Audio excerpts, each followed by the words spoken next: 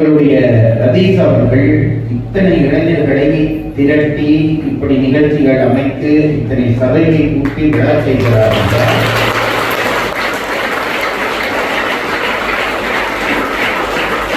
உங்களை அவர் கூப்பிட்டிருக்கிறார் என்பதற்காக இந்த பாராட்டை நான் அவருக்கு தெரிவிக்கவில்லை. அவர் எங்களை கூப்பிடாவிட்டாலும் நான் அந்த பாராட்டை தெரிவிப்பேன் என்பதை மட்டும் நான் சொல்லிக் கொடுக்கிறேன். அந்த பிள்ளைக்கு நீண்ட ஆயுளையும் நிறைந்த வாழ்வையும் இறைவன் கொடுக்க வேண்டும் என்று மனதார நான் வழக்காட்டு மன்றத்தை ஆரம்பிப்பதற்கு முன்பாக இந்த சாதனையை செய்து கொண்டிருக்கிற எங்களுடைய ரதீஸ் அவர்களை பாராட்ட வேண்டும் என்று எங்களுடைய கம்பன் கழகத்தார் விரும்பினார்கள். ரதீஸ் விரும்ப மாட்டார் என்று தெரியும். ஆனாலும் அது ஒரு நன்றி கடன். அவர் நான் கூட இதிலே ஒரு ஆள் இல்லை. இந்த இளைஞர்கள் விரும்புகிறார்கள், தயவு செய்து நீங்கள் மேடைக்கு வந்து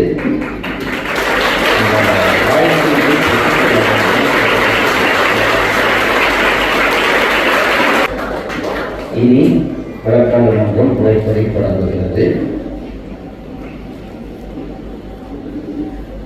வழித்துடைத்து பாண்டியனை மீட்டு தருக என்று வழக்கு கொடுக்க பிரசாந்தன் அவர்களும் வேல் நந்தகுமார் அவர்களும் வலியுறுத்திருக்கிறார்கள்.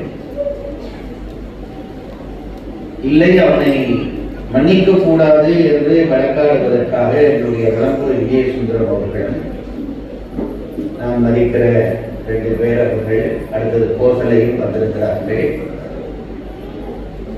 வழக்கு என்பது நம்முடைய அறத்தினுடைய கூறுகளிலே ஒன்றாக கருதப்படுகிற பகுதி. அறத்தை 3 கூறுகளாக நம் பெரியவர்கள் பிரித்தார்கள். ஒழுக்கம், வழக்கு, தண்டம் என்று அதற்கு 3 பகுதி இருக்கிறது.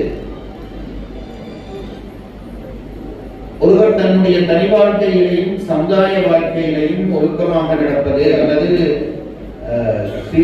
சீலத்தோடு நடப்பது என்பது ஒழுக்கம். அந்த நிலையிலே இருந்து மாறி யாராவது ஒருவர் பிழை செய்து விட்டார், ஒரு சமூக கட்டுப்பாடு என்பது நெறி செய்யப்பட்டிருக்கிறது நம்முடைய தமிழ் பெரியவர்களாலே. இந்நாளுக்கு இதுதான் முறை. சமூகத்தை பிரித்து இப்படி வாழ வேண்டும் என்று சொன்ன நம்முடைய மரபு என்ற ஒன்று இருக்கிறது. அந்த மரபை யாராவது மீறுகிற போது அவர்களுக்கு மேலே வழக்கு தொடுப்பது என்பது நம்முடைய பாரம்பரியமான முறை. திருக்குறளிலேயே இதை சொல்கிறார். இந்த வழக்கு என்று ஒன்று வருகிற பொழுது அதற்கு தர்க்கம் தேவையாக இருக்கிறது. ஏனென்றால் உண்மையை எல்லாரும் சொல்ல மாட்டார்கள், உண்மையை சொல்ல வைக்க வேண்டும். அதுதான் வக்கீலருடைய வேலை. நான் ஒரு முறை போலீசிலே அகப்பட்டு ஜெயிலே இருந்திருக்கிறேன். தியாகி என்று தான் சொல்வது. அப்போ அந்த விசாரணை அவர்கள் நடத்தின விதம் எனக்கு இப்பவும் ஞாபகம். நான் ஒன்றும் குற்றம் செய்து நீங்க ஒன்றும் சந்தேகமா என்னை பார்க்காதீர்கள். நாங்கள் யாழ்ப்பாணத்தை விட்டு போகிற பொழுது ஏற்பட்ட ஒரு சம்பவம். அப்போ நான் அந்த கவனித்ததுன்னா 3 நாள் எங்களை வைத்து விசாரித்தார்கள். ஒரே கேள்வியை திரும்ப திரும்ப கேட்பார்கள். பிறந்ததிலிருந்து நான் அதில் ஆகப்பட்டது வரைக்கும் திரும்ப திரும்ப ஒரே கேள்வி கேட்டு சரி முடிந்தது போகிற உடனே அப்பாடா என்று வந்திருந்தால் அடுத்த நாள் வந்து திருப்பி அதே இடத்துல இருந்து தொடங்குவார்கள். ஏனென்றால் ஒரு விஷயத்தை திரும்ப திரும்ப கேட்கிற பொழுது உண்மை என்றால் அது எப்பொழுதும் ஒன்றாகத்தான் வரும். பொய் என்றால் திரும்ப திரும்ப கேட்கிற பொழுது மாறிவிடும். இப்படி நுட்பங்கள் பண்ணித்தான் உண்மையை வெளிக்கொண்டு வர வேண்டி இருக்கிறது. அதற்குத்தான் வழக்கறிஞர்களுக்கு நாங்கள் தர்க்கத்தை ஒரு பாடமாக வைத்து நடத்துகிறோம். அது கோசலைக்கு தெரியும். ஆகவே தர்க்க முறையோடு வழக்கை நடத்த வேண்டும் என்று நான் இந்த வக்கீல்களை கேட்டுக்கொள்கிறேன். இப்பொழுது வழக்காடு மன்றம் தொடங்குகிறது. வழக்கை தொடங்குவதற்கு முதலாக எனக்கு ஒரு நீதிபதி பதவி தந்த எங்களுடைய ரதீஸுக்கு நன்றி. நான் வாழ்க்கையில் ஒரு வேலையும் செய்தார். என்னுடைய தாய் தந்தையர் இருந்தால் இப்பொழுது சந்தோஷப்பட்டிருப்பார்கள். அடே நம்ம பிள்ளைக்கு இப்படி எல்லாம் பதவி கொடுக்கிறார்களே என்று. நீதிபதியாக இந்த வழக்காடு மன்றத்தை தொடர்த்தி வைக்கிறேன். 2 அணித்தலைவர்களும் எனக்கு ஒரு வாக்குறுதி தர வேண்டும். உங்கள் தலைமையிலே வழக்காட நாங்கள் உங்கள் இந்த மன்றத்திலே நம்பிக்கை வைத்து வந்திருக்கிறோம், எங்களுக்கு நம்பிக்கை இருக்கிறது என்பதை உறுதிப்படுத்திவிட்டு நீங்கள் வழக்கை தொடர வேண்டும். உறுதிப்படுத்திவிட்டால் பிறகு நீதிமன்றம் சொல்வதை நீங்கள் கட்டாயம் கட்டுப்பட்டவர்களாக ஆவீர்கள் என்கின்ற இந்த நிபந்தனைகளை சொல்லுகிறேன். கூடியிருக்கிற சபையோருக்கும் சில நிபந்தனைகள் உண்டு. வழக்கு தொடங்கிவிட்டால் யாரும் இங்கே இருந்து எழுப்பி போக முடியாது. அதற்கான காவலர்கள் நியமிக்கப்பட்டிருக்கிறார்கள்.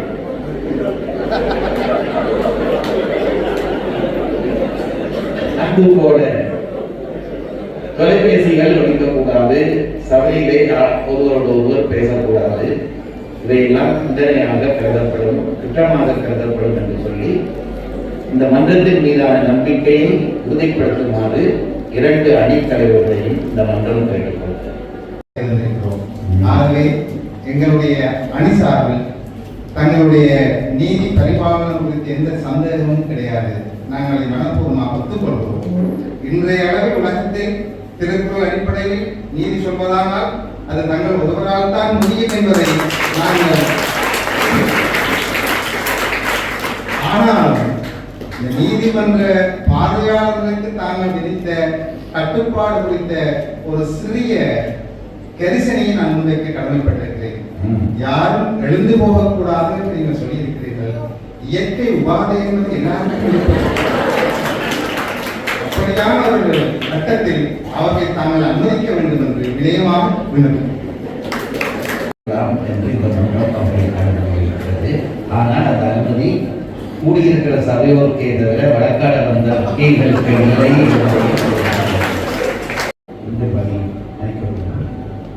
சபையிலே இருக்கிற பெரியோர்களே,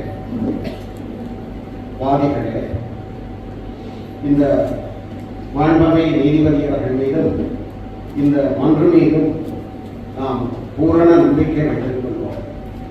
ஆனாலும் நீங்கள் விதித்த நிபந்தனை குறித்து இருதரப்பு சட்டத்தரணியவர்கள் இயற்கை உபாதை உள்ளவர்கள் வெளியில் போய் வருவதற்கு அனுமதி கேட்டிருந்தார்.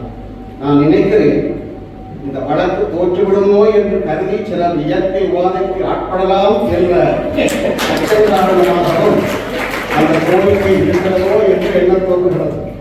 ஏனென்றால் வழக்கு உச்சமாக போகின்ற போது இயற்கைவாதிக்கு இடமிருக்க முடியாது. ஆகையால் இந்த மன்றம் மீது பூரண நம்பிக்கை உண்டு என்பதை இந்த அவையில் தெரிவித்துக் கொள்கிறேன். மற்றைய வழக்காடு மன்றங்களிலே இந்த உறுதி கேட்கப்படுவதில்லை. இது இலக்கிய வழக்காடு மன்றம், காவலர்கள் இன்றி நடைபெறுகிற வழக்காடு மன்றம். ஆகவே இவர்களை கட்டுப்படுத்துவதற்காகத்தான் இந்த வாக்குறுதியை இந்த மன்றம் கேட்டது என்று சொல்லி இப்பொழுது பாண்டியனை பழிதுடைத்து மீட்டு தருக என்ற வழக்கை ஆரம்பித்து வைக்குமாறு திரு பிரசாந்தன் அவர்களை இந்த மன்றம் கேட்டுக்கொண்டது. பொதுவாகவே வழக்கு மன்றங்களிலே வாதிகள் குற்றம் சாட்டப்படுபவர் மீது குற்றங்களை எடுத்துச் சொல்கிறார்கள்.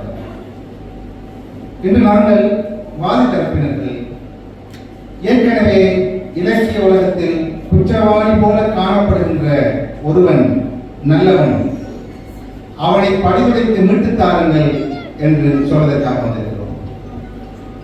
எந்த ஒரு செயலை செய்கின்ற பொழுதும் காலமும் இடமும் வாலியும் நோக்கி என்று சொல்வார்கள்.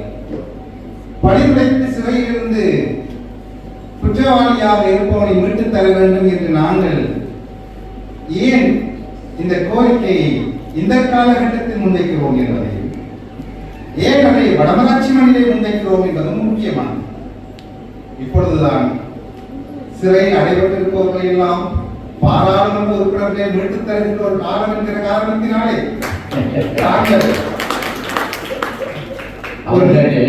அவர்களை பெரும்பாலானோர் அகப்பட்டவரை மீட்பதற்கு முயற்சிக்கவில்லை, தங்களை மீட்பதற்கு முயற்சிப்பதாகத்தான் அவர்கள். அதே போன்று ஏன் வடமராட்சி மண்ணில் இத்தனை நீதிமன்றங்கள் இருக்க, இன்றைக்கு தாங்கள் தொழில் புரிகின்ற கொழும்பு இருக்க, வடமராட்சி மண்ணிலே நாங்கள் முன்வைக்கிறோம் என்றால் பல மீட்பர்கள் வாழ்ந்த பிறந்த மண் இது என்கிற காரணத்தினால்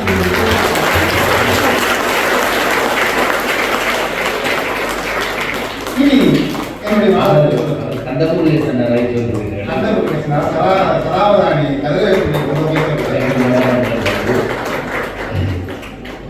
மதிப்பார்ந்த நீதிமன்ற அவையினுடைய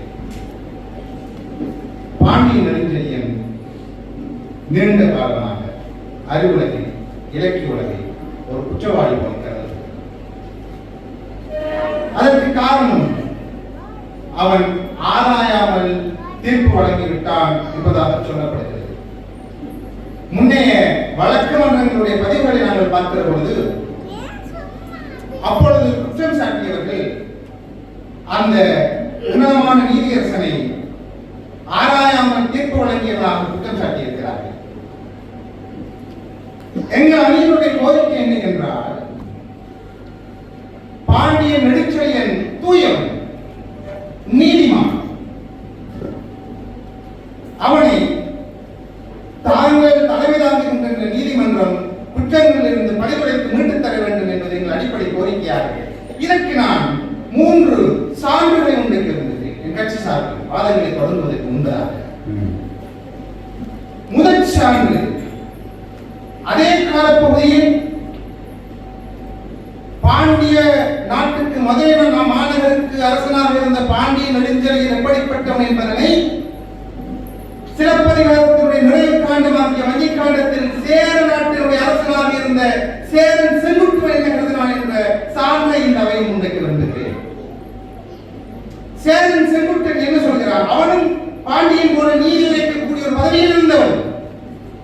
அவன் என்ன சொல்கிறான்? வினையால் வளைந்த கோலை செல்லுயிர் கொடுத்து செங்கோல் நிறுத்திய மன்னன் என்று பேசுகிறார். எனவே செங்குட்டுவருடைய வாக்குமூலம் என்ன என்றால், நீதியை பிறழச் செய்தது ஊழ்வினை, ஊழ்வினை பிறழச் செய்த நீதியை தன் உயிர் கொடுத்து நேராக செங்கோல் ஆட்சியை பாண்டி மாநகருக்கு ஏற்படுத்தி தந்த ஒரு நீதிமான் பாண்டிய மன்னன் என்பது இன்னொரு அரசுடைய வாக்குமூலம். இது ஒன்று. இரண்டாவது, யார் நீதி கேட்டு மதுரை மாநகரத்துக்கு தலைவி கோலமாக வந்து மதுரை மாநகரத்தை எரித்தார்களோ அந்த கண்ணகி அம்மையார் அந்த நேரத்தில் உணர்ச்சி வசப்பட்டிருக்கிறார். அவருடைய கோபத்தை நான் புரிந்து கொள்கிறேன். கணவனை இழந்து உணர்ச்சி வசப்படுகின்ற பெண்ணுடைய மனித உணர்வுகளை நான் மதித்துக் கொள்கிறேன். ஆனால் அந்த நீதி உணர்ந்த கண்ணகியார் தான் மன அமைதிப்பட்டதற்கு பிறகு, தான் தெளிவடைந்ததற்கு பிறகு சேரன் செங்குட்டுவன் என்ன சொல்கிறார் என்கின்ற சான்றை சிலப்பதிகாரத்திலிருந்து நான் இந்த சபைக்கு முன்வைக்க விரும்புகிறேன். என்ன சொல்கிறார்? செங்குட்டுவன் கேட்கிற பொழுது, தென்னவன் தீவிரன் யான் வந்தன் மகள் பாண்டிய மன்னனாகிய நெடுஞ்செழியன் பீதியற்றவன், நான் அந்த மன்னனுடைய மகள் என்று சொல்கிறார் என்றால், உணர்ச்சி வசப்படாமல் அறிவு சிந்திக்கிற நிலையில் குற்றம் சாட்டிய கண்ணகி அவர்களே பாண்டிமா மன்னனை தீரற்றவன் என்று சொல்லியதற்கு பிறகு அவனை குற்றமற்றவன் என்று பரிந்துரைத்து இந்த மாண்புமிகு நீதிமன்றம் விடுதலை செய்ய வேண்டும் என்று வினயமாக கேட்டு என் முற்பாதங்களை பூர்த்தியாக்குகிறேன். நன்றி. ஒரு மனிதர் ஒரு சந்தர்ப்பத்தில் குற்றமடைத்தால் நீதிமன்ற விசாரணைகளில் அவர் முன்பு நேர்மையாக இருந்தபடியால் இந்த குற்றத்திலிருந்து விடுதலை வழங்க முடியும் என்று சட்டம் கருதுவதில்லை. பாண்டிய மன்னன் ஏற்கனவே நீதி உள்ளவனாக இருந்திருக்கலாம். ஆனால் பாண்டிய மன்னனுக்கு குற்றம் ஏற்பட்ட இடம் கோவலனை கொலை செய்வித்த இடம். எனவே பாண்டியன் முன்பு எப்படி இருந்தான் என்று பார்ப்பதற்கு இந்த நீதிமன்றம் கூடவில்லை. இந்த நீதிமன்றம் கூடியதை பழி தீர்ப்பதற்கு பழி மீட்டு பாண்டியனை நீங்கள் விடுதலை செய்வதாக இருந்தால் நான் கேட்பது, அப்படியானால் கண்ணகி குற்றவாளியாக நீங்கள் நிரூபிக்கப் போகிறீர்கள். இப்போது பாண்டியனுக்கு இந்த மன்று மன்னிப்பு வழங்குமாக இருந்தால் அடுத்த முறை இந்த நீதிமன்ற கூடம் இப்போது குற்றவாளி கண்ணகிதான் மதுவியை எரித்ததற்காக என்று வழக்கு தொடர்புடைய சந்தர்ப்பம் இருக்கிறது. சட்டம் என்ன சொல்கிறது? 1000 குற்றவாளிகள் தப்பித்துக் கொள்ளலாம், ஆனால் ஒரு நிரபராதி தண்டனை பெற்று விடக்கூடாது என்பதுதான் சட்டத்தினுடைய மகுட வாசகம். எனவே பாண்டிய மன்னன் குற்றவாளி என்பதை நாங்கள் இந்த இடத்தில் நிரூபிக்க வேண்டும். மரியாதைக்குரிய நீதிபதி அவர்களே, தண்டனை பெற்ற குற்றவாளிகளுக்கு விடுதலை கிடைத்திருக்கிறது. அண்மையில் பேரறிவாளன் என்ற ஒருவர் தமிழக உச்ச நீதிமன்றத்தினாலே விடுதலை செய்யப்பட்டிருக்கிறார். இந்த தீர்ப்புகளை நடந்ததோடு ஒப்பிட்டு பார்க்க வேண்டும். அந்த பேரறிவாளனுக்கு விடுதலை எப்படி கிடைத்தது என்பதை இந்த மன்று பார்க்க வேண்டும் என்று நான் தயவுடன் கேட்டுக்கொள்கிறேன். பேரறிவாளனை விசாரணை செய்த ஒரு அதிகாரி சொல்கிறார், இந்த சமூகம் அவர்கள் கற்றி வேண்டித்தலை சொல்லி கேட்டார்கள், ஆனால் அதனுடைய நோக்கம் எனக்கு என்னவென்று தெரியாது. அந்த விசாரணை அதிகாரி சொல்கிறார், பேரறிவாளன் சொன்ன அந்த விடயத்தை நான் என்னுடைய அறிக்கையில் எழுதாமல் விட்டது நான் விட்ட தவறு. இது விசாரணை அதிகாரியுடைய ஒரு கூற்று. தீர்ப்பு வழங்கிய குற்றவாளி என்று தீர்ப்பு வழங்கிய நீதிபதி சொல்கிறார், பேரறிவாளனுடைய விடயத்தில் நான் நிதானமாக என்னுடைய தீர்ப்பை வழங்கவில்லை. இந்த இரண்டையும் வைத்துக் கொண்டு உச்ச நீதிமன்றம் பேரறிவாளனை விடுதலை செய்கிறது.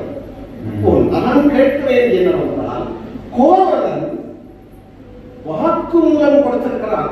மரியாதைக்குரிய நீதிபதி அவர்களே, அவன் நானே குற்றவாளி என்று ஒப்புக்கொண்டிருக்கிறான்.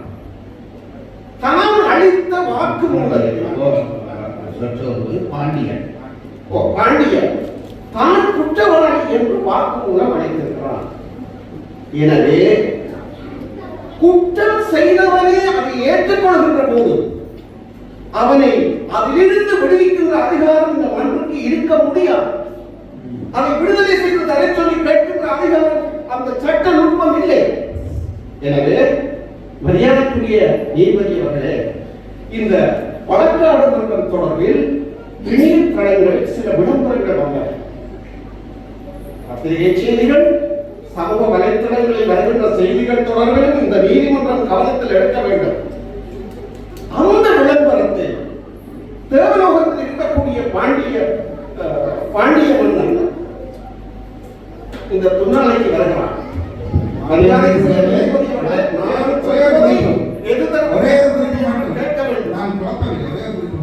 பத்திரிகை செய்திகளை சமூக வலைத்தள செய்திகளை சான்றாக எடுக்க வேண்டும் சொல்கிறார். பத்திரிகை செய்திகள் எடுக்காமல் இருப்பது நல்லது, அது ஒரு பக்க சார்பாக இருக்கும் நல்லது.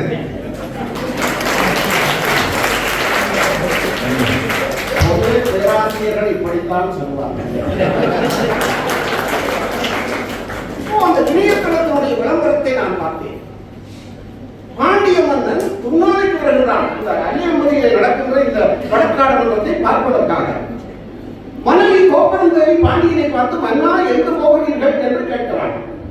அதற்கு பாண்டியன் சொல்கிறான், இந்த அன்னியம்பதியிலே நடக்கிற வழக்காடு மன்றம் என்னுடைய பணியை நீக்க போகிறார்கள், அங்கே போகிறேன். நான் கேட்பது என்னவென்றால், அந்த விளம்பரத்தை செய்தவருக்கு கூட பாண்டிய மன்னனோடு கோப்பரந்தேவி நானும் மனைகளேன் என்று சொல்லவில்லையே.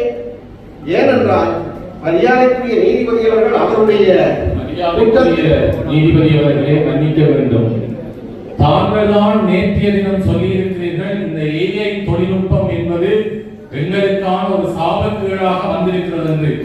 மரியாதைக்குரிய எதிர்த்தரப்பு வாங்கியவர்கள் பாண்டியன் பற்றி பேசாமல் சிலப்பதிகார விழா பற்றி பேசிக் கொண்டிருக்கின்றார். தயவு செய்து நாங்கள் சிந்திக்க வேண்டும். அவர் பரம்பரை பத்திரிகையினுடைய ஆசிரியர். எங்கே குற்றம் நிகழும் அதை வைத்து எங்கே செய்தி போடலாம் என்று சிந்திக்கிற ஆசிரியருக்கு குற்றங்கள் தான் தெரியும். அதை விளங்கிக் கொள்ள வேண்டும் என்று நான் மரியாதைக்குரிய பாண்டியனுடைய காலத்தில் இந்த வழக்கு நடைபெறவில்லை. இந்த வழக்கு இப்போது நடந்து கொண்டிருக்கிறது. எனவே இந்த சூழலை நீங்கள் கவனிக்க வேண்டும். நான் கேட்பது என்னவென்றால், பாண்டிய மன்னனுக்கு நீங்கள் பழி தீர்த்து அவரை அனுப்பிவிட்டீர்கள் என்றால், இப்போது முன்னைய ஆட்சியாளர்களுடைய ஊழல் தொடர்பில் விசாரணை நடந்து கொண்டிருக்கின்ற காலம். எனவே அந்த விசாரணையை அடைவதற்காகத்தான் இந்த வழக்கு முன்வைக்கப்பட்டதோ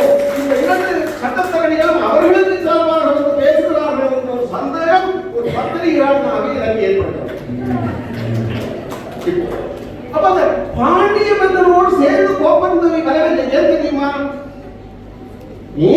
கேட்கிறார், யார் நீதிபதி? இலங்கை ஜெயராஜர்கள் தான் நீதிபதி. உடனே பாண்டி மன்னரை நினைக்கிறாள், உங்களுக்கு பழி தீர்ப்பு என்ற தீர்ப்பு வரவே வராது.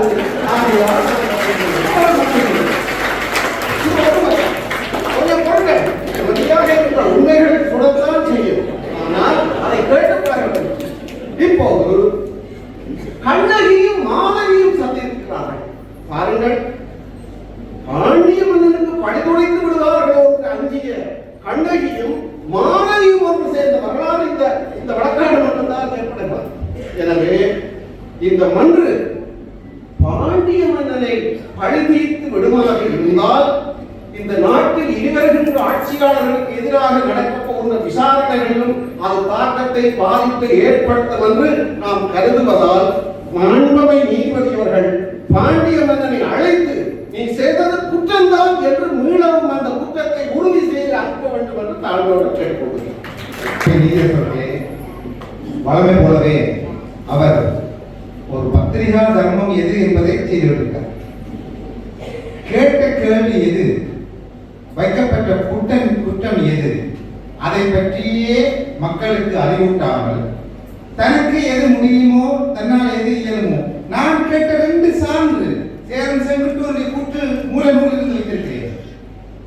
குற்றம் சாட்டப்பட்டவர் சாட்டுவோடாக கண்ணகியினுடைய கூற்று மூல நூலில் வைத்திருக்கிறேன். அவர் சிலப்பதிகாரத்தையே விட்டுவிட்டார். அவரை பொறுத்தவரைக்கும் ஏன் இந்த இளங்கோவலகம் செய்த விளம்பரமானவருக்கு போதுமாக இருக்கிறது. நான் கேட்கிறேனே, அவர் ஒரு வார்த்தை சொன்னார், பாண்டியனை குற்றத்தை ஏற்றுக்கொண்டு விட்டான், அவனை தவறு ஒப்புக்கொண்டு விட்டான், ஆகவே எப்படி நீங்கள் விடுவிப்பீர்கள்? நான் கேட்கிறேன், குற்றம் சாட்டியவளாகிய கண்ணகியை அவன் குற்றமில்லை என்று சொல்லிவிட்டாலே, அந்த கண்ணகியை அவனின் அப்பா என்று சொல்லிவிட்டாலே, பிறகு நீங்கள் என்ன போராடி வாழ்கிறீர்கள்? எப்படி? பாண்டியன் இழைத்த குற்றம் எது என்பது பற்றியும் அவன் பழிநீக்கப்படக்கூடாது என்பதற்கான காரணங்களை நீதிமன்றத்திற்கு வைப்பதற்குமான பொறுப்பு கனிஷ்ட சட்டத்திறனியாக இருக்கிறது. அதை வைப்பதற்கான அனுமதியை மாண்புமிகு நீதிபதி அவர்களிடம் வேண்டியிருக்கிறேன்.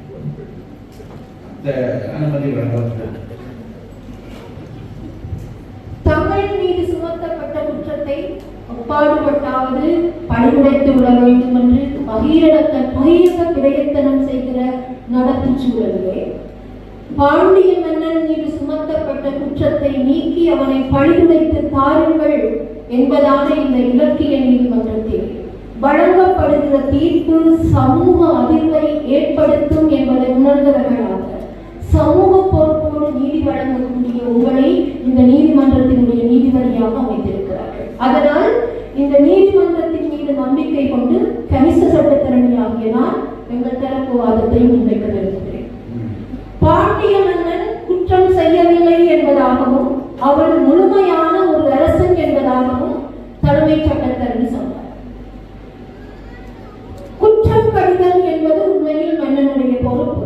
ஆனால் அந்த பொறுப்பை எவ்வாறு செய்ய வேண்டும் என்பது தொடர்பிலே வரைமுறைகளும் மட்டுப்பாடுகளும் உண்டு. அந்த வரைமுறைகளுக்கும் மட்டுப்பாடுகளுக்கும் உட்பட்டு பாண்டியன் குற்றம் சுமத்தப்பட்டவனாகிய கோவலனுக்கு எதிரான குற்ற தீர்ப்பை எழுதினானா என்பதுதான் எங்களுடைய கேள்வி. பாண்டி மாதவியினுடைய ஒற்றை காற்சிலம்பு களவாடப்பட்டது என்கிற செய்தியை அறிந்து ஒற்றை சிலம்போடு பாண்டிமா நகருக்கு வந்த கோவலன் தான் அதை செய்திருப்பான் என்கிற செய்தி பாண்டிய மன்னனின் காதுக்கு வருகிற போது கொன்று சிலம்பு உணர்க என்று சொல்கிறார். இந்த இடத்திலே தலைமை சட்டத்திரணி அவர்கள் சொல்வது போல பாண்டியன் நீதி நெறிமுறைக்கு உட்பட்ட மன்னனாக இருந்திருந்தால் என்ன செய்திருக்க வேண்டும்? குறிப்பிட்ட கோவலனை மன்றத்திற்கு அழைத்திருக்க வேண்டாமா? கோவலனுடைய பின்னணி பற்றி அறிந்திருக்க வேண்டாமா? ஆக குறைந்தபட்சம் களவாடப்பட்டதாக சொல்லப்பட்ட காற்சிலம்பை மன்றுக்கு வரவழைத்து கோப்பெருந்தேவியிடம் இருந்த ஒற்றை காற்சிலம்போடு இந்த காற்சிலம்பை ஒப்பிட்டு ஆராய்ந்து வேறுபடுத்தி களவாடப்பட்டது உண்மையில் பாண்டி மாதாவியின் காற்சிலம்பு தானா என்பதை உறுதிப்படுத்தி இருக்க வேண்டாமா? இந்த எந்த விடயத்தையும் பாண்டிய மன்னன் செய்திருக்கவில்லை என்பதால் அவன் நீதி தவறிய மன்னன், தேடா மன்னன் என்பது எங்களுடைய வாதம். பாண்டிய மன்னன் அவைக்கு வந்த கண்ணன் தன்னுடைய காற்சிலம்பை காட்டி என்கார் பொற்சிலம்பு மணியுடை அரியே என்று சொல்லி அதை உடைத்த போது மன்னன் வாய் முதல் தெரித்தது மணியே, தாழ்ந்த உடையன் தளர்ந்த சங்கோதன், பொன்சை சொற்கேட்ட ஞானோ அரசன் யானைகள் மண்பதை காக்கும் தென்புலம் காவல் என் முதல் பிழைத்தது கடுக என் ஆயுள் என்று சொல்லுகிறார். ஆகவே ஒரு மன்னன் தீர்ப்பளிப்பதற்கு முன்னர் செய்ய வேண்டிய எந்த விதமான அடிப்படை காரியங்களையும் செய்யாமல் தனிப்பட்ட குடும்ப விரக்தி மனநிலையிலே இருந்த பாண்டிய மன்னர் அப்பாவியான ஒருவனை தண்டித்திருக்கிறார். சாதாரணமான தண்டனை அல்ல, கொலை தண்டனை, மரண தண்டனை. மன்னிக்க வேண்டும் நீதியரசர்களை தங்களுடைய அனுமதியோடு பாண்டிய மன்னன் யானோ அரசன் யானே கள்வன் என்று மன்பதை பதைக்கும் என்னுடைய ஆவியை கொடுப்பேன் என்று அவன் சொல்லுகிற போது அந்த யானே கள்வன் என்று அவன் நிப்பாட்டி இருந்தால் அவன் கள்வன் என்று நாங்கள் எடுத்துக் கொள்ளலாம். ஆனால் அங்கே அவன் என்ன செய்கிறான் என்றால் அந்த தான் செய்த குற்றத்துக்காக தன்னையை ஒப்புக்கொண்டு அந்த உயிரை விட்டு விடுகிறானே, அது ஒரு பழிதுடைத்தல் இல்லையா? அங்கே பாண்டிய மன்னனே அந்த பழிதுடைத்தலை செய்துவிட்ட பிறகு தாங்கள் அதை ஒரு குற்ற ஒப்புதல் வாக்கு மூலமாக எவ்வாறு கருதலாம் என்பது என்னுடைய வாதம். நீதிபதி அவர்களே, இவர்களை விட எனக்கு கொஞ்சம் சட்டம் அதிகமாக தெரியும். சட்டத்தினுடைய அடிப்படையின்படி இந்த இலக்கிய நீதிமன்றம் என்பது திருக்குறள் என்கிற சட்டத்தை அடிப்படையாக கொண்டு நியமிக்கப்பட்டது. சாதாரண இலங்கை சட்டம், இந்திய சட்டம், அரசமைப்பு சட்டம்,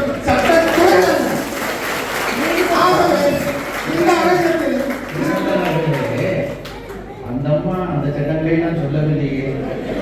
சட்டத்திலே உங்களுக்கு அதிகம் திருக்குறள் சட்டத்தை தான் சொல்லியிருக்காங்க. நான் கனிஷ்ட சட்டத்தரணியாக இருப்பதால் இப்போதுதான் சட்டம் படித்து விட்டு வந்திருப்பதால் உங்களை விட சட்டம் தொடர்பான அறிவு எனக்கு இந்த இடத்தில் திருக்குறள் தான் சட்டம், திருக்குறள் தான் சட்ட புத்தகம் என்று கருதினால் அவர்தான் அதிகமாக சட்டம் படித்தவரா என்பதை நீங்கள் திருக்குறள் தொடர்பான சட்ட நுணுக்கங்களை கேட்பதன் நீதிபதி அவர்களே, திருக்குறள் தொடர்பாக தலைமை சட்டத்தரணிகள் ஒரு வாதத்தை ஆரம்பித்திருப்பதால் ஓர்ந்து கண்ணோடாது இறை புரிந்து யார் மாட்டும் தேர்ந்து செய்வதே முறை என்று வள்ளுவர் சொன்ன அந்த அரச நீதியை உங்களுடைய பாண்டியர் பின்பற்றி இருந்தார்கள். நீதிபதிகளே, அவர் எதை சொல்லுவாராக இருந்தால் இந்த திருக்குறள் அடிப்படையாக சட்டத்தை வகுக்கிற பொழுது அறத்துப்பாலின் நிறைவில் பொருட்பாலின் தொடக்கத்தில் தனி ஒரு அதிகாரமாக, எந்த அதிகாரம் அப்படி இல்லை, தனி ஒரு அதிகாரமாக இயல் என்று ஊழியல் என்று ஏன் வைக்கப்பட்டது என்பதற்கான காரணத்தை அவர்களுக்கு சொல்வாரா? ஊழ்வினை தொடர்பான பாதிப்பை தான் நீங்கள் இந்த வாதத்தினுடைய அடிப்படையாக வைக்கப் போகிறீர்கள் என்றால் கண்ணகிக்கும் கோவலனுக்கும் பின்னாலும் ஊழ்வினை இருக்கிறது. நிச்சயமாக. ஏனென்றால் இந்த வழக்கில் சாட்சி புத்தகமாக இருக்கின்ற, சட்ட புத்தகமாக இருக்கிறது திருக்குறள், சாட்சி புத்தகமாக இருக்கிறது சிலப்பதிகாரம். சிலப்பதிகாரம் என்ன பேசுகிறது? ஊழ்வினை உறுத்து வந்து ஊட்டும் என்பது அதன் தலையாய செய்தி இல்லையா? நான் கேட்கிறேனே சகோதரிகளை பார்த்து, அதுக்கு பதில் சொல்லுங்கள். இப்படியான ஆய்வு நடந்து விட்டது, பாண்டியன் தான் தவறு வைத்து விட்டார் என்று கண்ணகியை தவறாக கருதி கொண்டிருந்த நேரத்தில் மதுரை மாநகரத்தின் காவல் தெய்வம், பாண்டியன் ஆட்சி செய்த மதுரை மாநகரத்துடைய காவல் தெய்வம் அது என்ன சொல்றது தெரியுமா? கண்ணகி, இது பாண்டியனால் நடந்தது என்று நினைக்காதே, கோவலனுடைய ஊழ்வினையால் நடந்தது என்பதை அறிய மாட்டாயா என்று ஒரு சம்பவம் சொல்லலையா? நீதிபதி அவர்களே, கண்ணகி பாண்டியன் நீதி உரைக்கிற போது வாழ்தல் வேண்டி ஊழ்வினை துறப்ப மதுரை மாநகருக்கு வம்சமாக சொல்கிறாள். ஊழ்வினையை காரணம் காட்டி பாண்டியன் செய்த குற்றத்தை நீங்கள் நியாயப்படுத்த நியாயப்படுத்தவில்லை சகோதரர்களே. இப்பொழுது ஊழ்வினை கண்ணகியை தாக்கியதோ கோவலனை தாக்கியதோ பாண்டியனை தாக்கியதோ தெரியவில்லை, நீதிபதியாக என்னை தாக்கி கொண்டிருக்கிறார்கள். நாங்கள் எந்த புத்தகத்தை அடிப்படையாக வாதிடுகிறோமோ அந்த புத்தகம் எதை சொல்கிறது என்பதை ஏற்றுக்கொள்ள தயார். நான் கேட்கிறேன், மதுரை மாநகரத்தின் தெய்வமே வந்து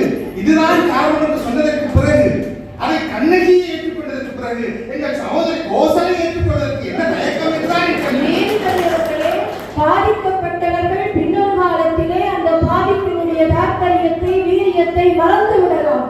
ஆனால் குற்றம் இழைத்தவன் நீதியை பாதுகாக்க வேண்டிய பொறுப்பிலே இருந்தவன் இழைத்த குற்றத்தை ஒருபோதும் இந்த சபை பழி நீக்கி அனுப்பிவிடக் கூடாது. அவ்வாறு இருந்தால் வேறுபட்ட தியாகத்தை செய்த இந்த மதத்தின் பெயரால் பாவம் செய்தவர்களை காப்பாற்ற வேண்டி இருக்கிறது என்று இன்றைக்கு அரசாங்கம் துடிக்கிறதையும் நாங்கள் நியாயப்படுத்த வேண்டிய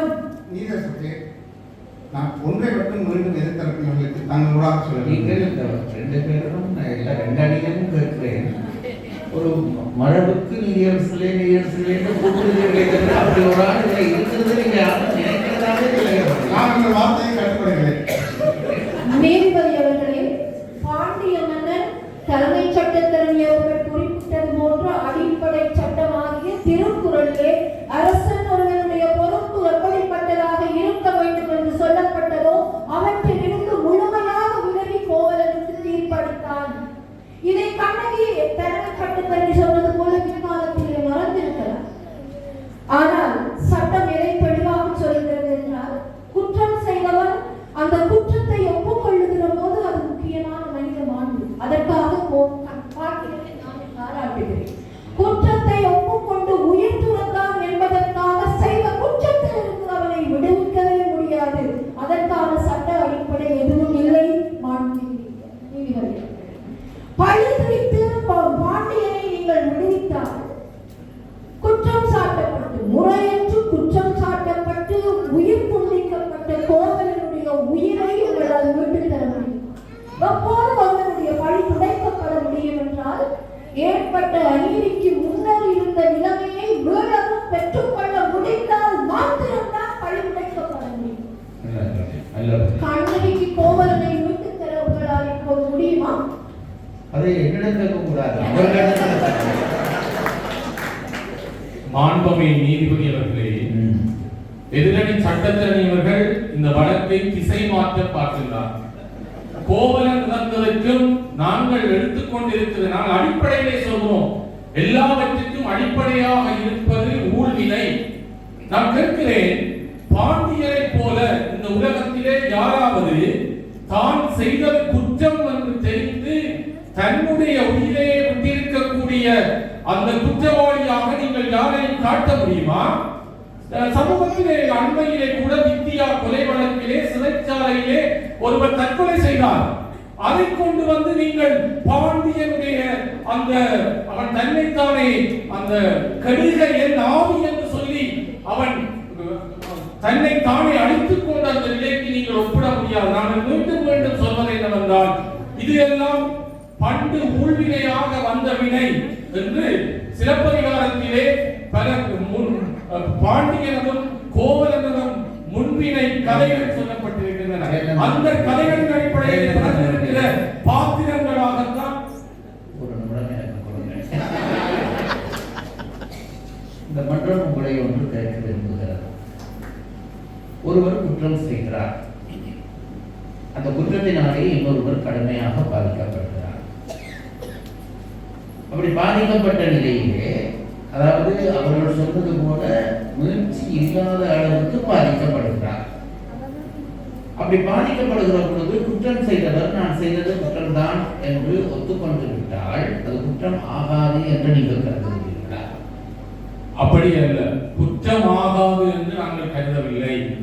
பாண்டியன் செய்தது குற்றம்தான், ஆனால் அதை அவன் ஒப்புக்கொண்டு அந்த உயிரை கொடுக்கிற போது பழி தீர்த்தல். இங்கே பல சொற்கள் இருக்கிறது. இன்றைக்கு தலைப்பு என்னவென்றால், குற்றம் செய்தல் என்பதை விட குற்றம், பிழை, பழி என்பதெல்லாம் வேறுபட்ட பல சிந்தனைகள் கொண்ட சொற்கள். எனவே நாங்கள் இங்கே பழி துடைத்தல் என்ற நிலை வருகிற போது பாண்டியன் தானே மரணித்து அந்த பழியை அரைவாசியாக தீர்த்துக் கொண்டான் என்றுதான் நாங்கள் சொல்ல வருகிறோம். நீதிபதி அவர்களே, ஒரு சட்ட அடிப்படையை விளக்க உங்களுடைய அனுமதியை வைக்கிறேன். குற்றம் செய்தவன் தன்னுடைய குற்றத்தை ஒப்புக்கொண்டு வாக்குமூலம் அளித்தால் சட்டத்தின்படி அவனுக்கு தண்டனையிலிருந்து விடுவிப்பு வழங்கலாம் அல்லது தண்டனை குறைப்பு செய்யலாம். செய்தது குற்றமாகாது என்று சொல்வதற்கு சட்டம். இவர்கள் சொல்வது போல ஊழ்வினையின் காரணமாகத்தான் இந்த துன்பம் நிகழ்ந்தது என்றால், இளங்கோவடிகள் ஊழ்வினை உறுத்து வந்து ஊட்டும் என்பதான அடிப்படையை சொல்கிற அதே நேரம் அரசியல் பிழைப்போக்கு அறங்கூ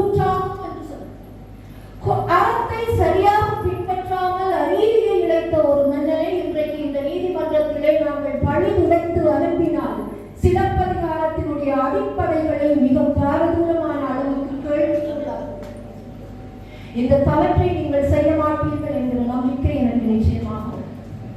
அரசியல் பிழைத்தோர்க்கு அறங்கூற்றாகும் என்று சொல்லுகிற அந்த காப்பிய நோக்கிலே பாண்டியனுடைய மரணம் எந்த வகையிலும் தாக்கத்தை செலுத்தவில்லை. அவனே அதற்கு உதாரணமாகி அரசியல் பிழைத்தோர்க்கு அறமே கூற்றாகும் என்று தன்னுடைய உயிரை தந்து அந்த கூற்றுக்கு இலக்கணமாக விளங்குகிறான் என்பதுதான் எங்களுடைய வாதமாக இருக்கிறது. மரியாதைக்குரிய நீதிபதி அவர்களே, இந்த மன்று ஒரு விடயத்தை தெளிவுபடுத்த வேண்டும் என்று நான் விரும்புகிறேன். ஊழ்வினைதான் காரணம் என்றால் இந்த மன்று கூறியதனுடைய நோக்கம் என்ன? நான் கேட்பது என்னவென்றால், இப்போ ஈஸ்டர் குண்டு தாக்குதல் தொடர்பில் உச்ச நீதிமன்றம் விசாரணை நடத்தி கொண்டிருக்கிறது. அதனுடைய தீர்ப்பு எப்படி அமைய வேண்டும் என்றால் இது ஊழ்வினை பயன் காரணமாக நடைபெறுகிறது. வழக்கு என்று வந்துவிட்டால், குற்றம் என்று வந்துவிட்டால் சட்டங்கள் தான் நாங்கள் செயல்படுகிறோம். சட்டத்தரசிகள் புரிந்து கொள்ள வேண்டும். எனக்கு 2 செவிகள் இருந்தால் கேட்கிறது ஒன்றாகத்தான்.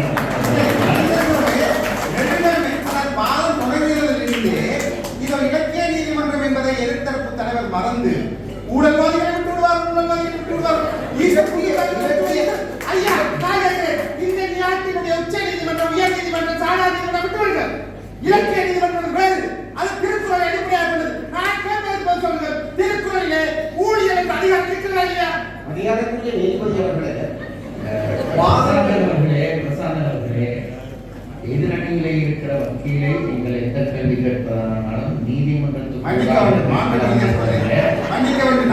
தனிப்பட்ட ரீதியாக அவரிடம் நேரடியாக கேட்கிற உரிமை உங்களுக்கு கிடையாது. என்னுடைய கேள்வியை வாபஸ் வாங்குகிறேன். இப்ப தங்கள் கூட வைக்கிறேன்.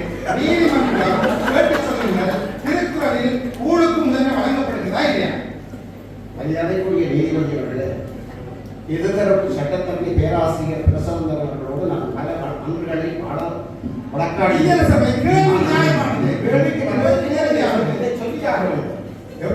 எப்பொழுதும் அந்த வழக்கு தன்னுடைய வழக்கு தோற்பதாக இருந்தால் பிரசாந்தன் அவர்கள் உயர்த்த உடல் பேசுவது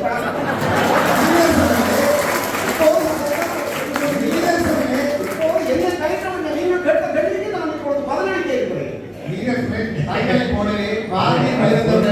சொன்னது முன்னுரை, இனிதான் பதில். இப்போது திருக்குறளில் ஊழிலை பற்றி பேசப்படாது. ஊழில் பெருவல் யாவுல மற்றொன்று சூழிலும் தான் மூன்று ஒன்று வள்ளுவர் சொல்லியிருக்கிறார். ஆனால் சட்டங்களும் அறத்தை தான் பேசுகின்றன. நீதிமன்றத்தில் இருக்கக்கூடிய சட்டங்களும் சமகால சட்டங்களும் அறத்தை தான் திருக்குறளில் இருக்கக்கூடிய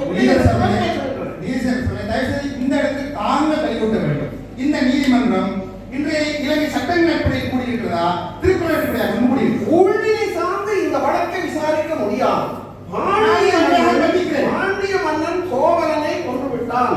இப்போது எங்களுடைய கேள்வி என்னவென்றால், கோவலனுக்கு மரண தண்டனை விதிக்க முன்னதாக பாண்டிய மன்னன் மந்திரி சபையை கூட்டியிருக்க வேண்டும். தீர்ப்பு வழங்க முடியுமா என்று ஆராய்ந்திருக்க வேண்டும். அதை விட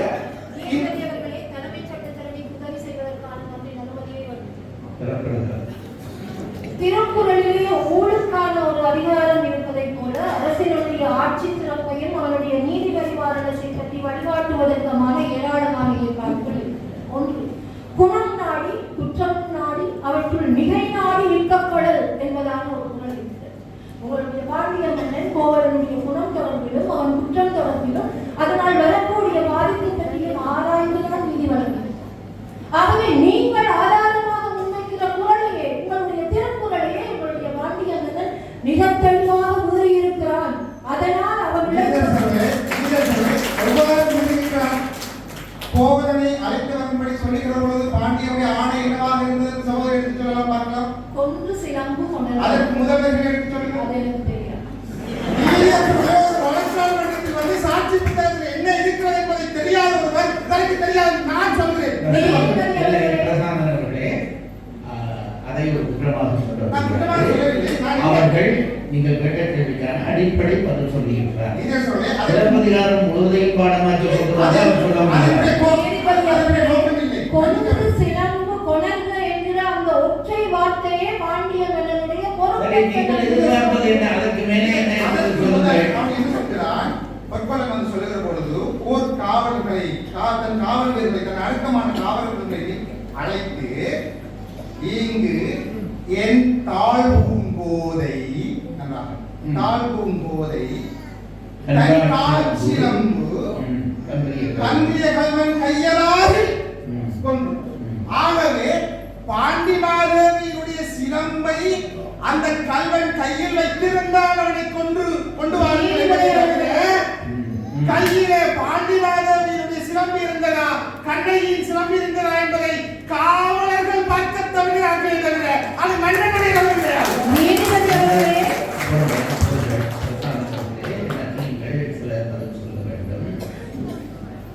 நீதியை ஆராய்ந்து நிலைநிறுத்துவது அரசன் தொழிலா வீரர்களுடைய? ஆகவே அது பாண்டிமாதேவியினுடைய சிலம்பா கண்ணகியினுடைய சிலம்பா என்று ஆராய்ந்திருக்க வேண்டியது பாண்டியனுடைய கடமை. அந்த கணக்குரிய அந்த அதிகாரத்தை சாதாரண காவலர்களிடம் அவங்க சாதாரண காவலர்கள் மட்டுமில்லை, கொச்சை கொள்ளனங்க இருக்கிறார். இப்பொழுது கூட நீதிமன்றத்தில் ஏதாவது ஒரு துறை சார்ந்த விடயத்தில் நீதிபதி அவர்களுக்கு அறிவில்லை என்றால் அவர்கள் அந்த துறை சார்ந்த நிபுணர்களுடைய ஆலோசனையை பெற்று தீர்ப்பு வழங்குவார். துறை சார்ந்த பிரச்சனை பிரசாந்தன் அவர்களே, பொற்கொள்ளன் துறை சார்ந்தவன் தான். ஆனால் அவன் தானே குற்றவாளியாக இருக்கிறான். அவன் கருத்தை எப்படி ஏற்பது? அவன் குற்றவாளி என்று தெரியவில்லை. அரசனுக்கு தெரியவில்லையே தவிர காமியம் பிடிக்கிற நமக்கு தெரிகிறது அல்லவா? நமக்கு தெரிந்த பிரச்சனை இல்லை. அந்த நேரத்தில் மன்னன் தான் முடிவு எடுக்கிறான். மன்னனுக்கு அவன் குற்றவாளி என்று தெரியாது. இவன் தான். இப்ப நீங்கள் உங்களுக்கு வேண்டாம் ஒரு நீதியரசர் இருக்கிறார். ஒரு நீதியரசர் பொருளாதார சம்பந்தமான விடயம் வருகிறது. நீதியரசரை சொல்லும்போது ஒரு நீதியரசர் கண்டு இப்படி காட்டக்கூடாது. பொருளாதார அனுபவத்தை பெறுவதற்காக அல்லது திசைமுகப்படுத்துவதற்காக ஒரு பொருளாதார வேலை அழைத்து வந்து சொல்லுங்கள் என்று கேட்கிறார். அதற்கு முடிந்தது அதிக நேரம் நின்று உங்களுடைய உடற்பானத்தை காலில் சுமக்க வேண்டாம் அறிவுறுத்தி இருக்கிறார். அவ்வளவுதான். உங்களிடம் நான் கேட்கப்பட்டிருக்கிறது. தலைவர் நீங்களும் பாருங்கள். நேரத்தினுடைய அருமைகளுக்கு சில வேலைகளை நான் செய்ய வேண்டியிருக்கிறது. ஒன்று, முதலிலே இருந்து வருகிறேன். நீங்கள் 3 பேர் இந்த குற்றத்திலே இருந்து பாண்டியனை நிரபராதியாக கட்டியிருக்கிறார்கள் என்று ஒரு நிறுவனத்தோடு மன்றத்துக்கு வந்தீர்கள். அதிலே 2 பேரை சொன்னீர்கள். ஒன்று சேரன் செம்பொருவன், அடுத்தது கண்ணகி சென்னார். இதிலே இந்த வழக்கோடு தொடர்பு படாதவனாக சேரன் செம்பொருவன் இருக்கிறபடியால் அவன் தந்த அந்த நற்சான்றிதழை இந்த மன்றம் ஏற்க மறுக்கிறது. ஆகவே அதை நான் நிராகரிக்கிறேன். கண்ணகி வழக்கோடு தொடர்புடையவள். அவள் சொல்கிறாள் என்னுடைய தந்தை கொப்பானவன் என்று சொல்றாள். அப்படி சொன்னதன் காரணமாக பாண்டியன் மன்னிக்கப்பட வேண்டும் என்பது உங்களுடைய கருத்து. இப்பொழுது அதிலே தான் வழக்கு நிற்கிறது. நீங்கள் சொல்லுங்கள். நான் உங்களுக்கு ஓரிடமாக வருகிறேன். நீங்கள் உங்களிடம் கேட்கிறேன். தன்னுடைய கணவன் இறந்து போனான் என்று வழக்காடி முதலியேறித்து எல்லாம் வந்த கண்ணகி கடைசியிலே பாண்டியனிலே குற்றம் இல்லை என்று சொல்லுகிறார். எப்பொழுதும் ஒரு வாதத்திலே 2 விஷயம் இருக்கிறது. முற்கூற்று பிற்கூற்று என்று ஒருவர் பேசுகிற பேச்சை 2ஆக பிரிக்கிறார்.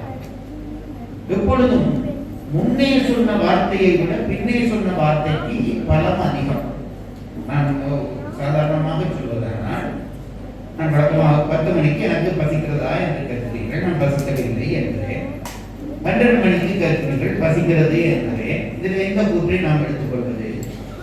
முன்னே சொன்னதை விட பின்னே சொன்னதற்கு அதிகாரம் அதிகம்.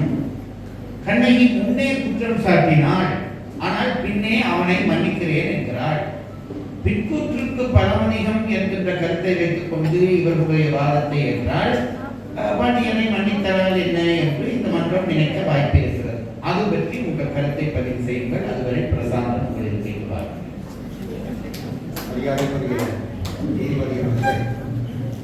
இருதரப்பு சட்டத்தன்மை கூடிய சில விடயங்கள் பற்றி நான் பிரஸ்தாபிக்க வேண்டும். ஆனால் நீங்கள் என்னிடம் ஒரு கேள்வி எழுப்பியபடியால் அதற்கு முதலில் பதிலை கூறுவது என்னுடைய கடமை. கண்ணகி அல்ல, யார் வந்தாலும் பாண்டிய குற்றவாளி என்று சொல்ல முடியாது. இறந்து போனவன் கோவலன். ஒரு தாய் தன் பிள்ளையை கொன்று விட்டால் அவள் பெற்றவன் கொன்றாள் என்று விட முடியுமா? நீதி. பாண்டியன் நல்லவன் என்று கூட கண்ணகி சொன்னாலும் பாண்டியனுடைய குற்றத்தை நீக்க முடியாது. உயிரிழந்து போனவன் கோவலன் அல்லவா? சில வேளை கோவலன் மாதவியோடு போன அந்த குணத்தை நினைத்துக் கொண்டு இப்போது வழிவாங்க வேண்டும் என்று கண்ணகி நினைத்திருக்கலாம் அல்லவா? அதுக்கு சாத்தியம் உள்ளது. இந்த காலத்து காலம் கடக்க என்னை விட்டு போறவன் தானே கோவலன், அப்போ உனக்கு நான் வஞ்சிக்க வேண்டும் என்று நினைத்து பாண்டியன் குற்றவில்லை என்று கண்ணகி சொல்லலாம் அல்லவா?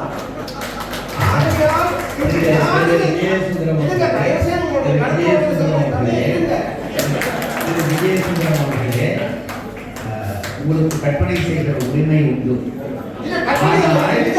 ஆனால் காவியத்தை மீறி நீங்கள் கற்பனை செய்ய கண்ணகி அப்படி நினைத்திருப்பாள் என்று நீங்கள் கண்டுகிறீர்களா? நீங்கள் கூட்டு வைராக்கியம் இருக்கிறது, அது தைரியம் கூடியது என்று நீங்கள் சொல்வதனால் அப்படியான ஒரு சந்தேகம் ஏன் இந்த சமூகத்தில் எதிர்காலத்தில் விட முடியாது என்பதை நான் குறிப்பிட விரும்புகிறேன்.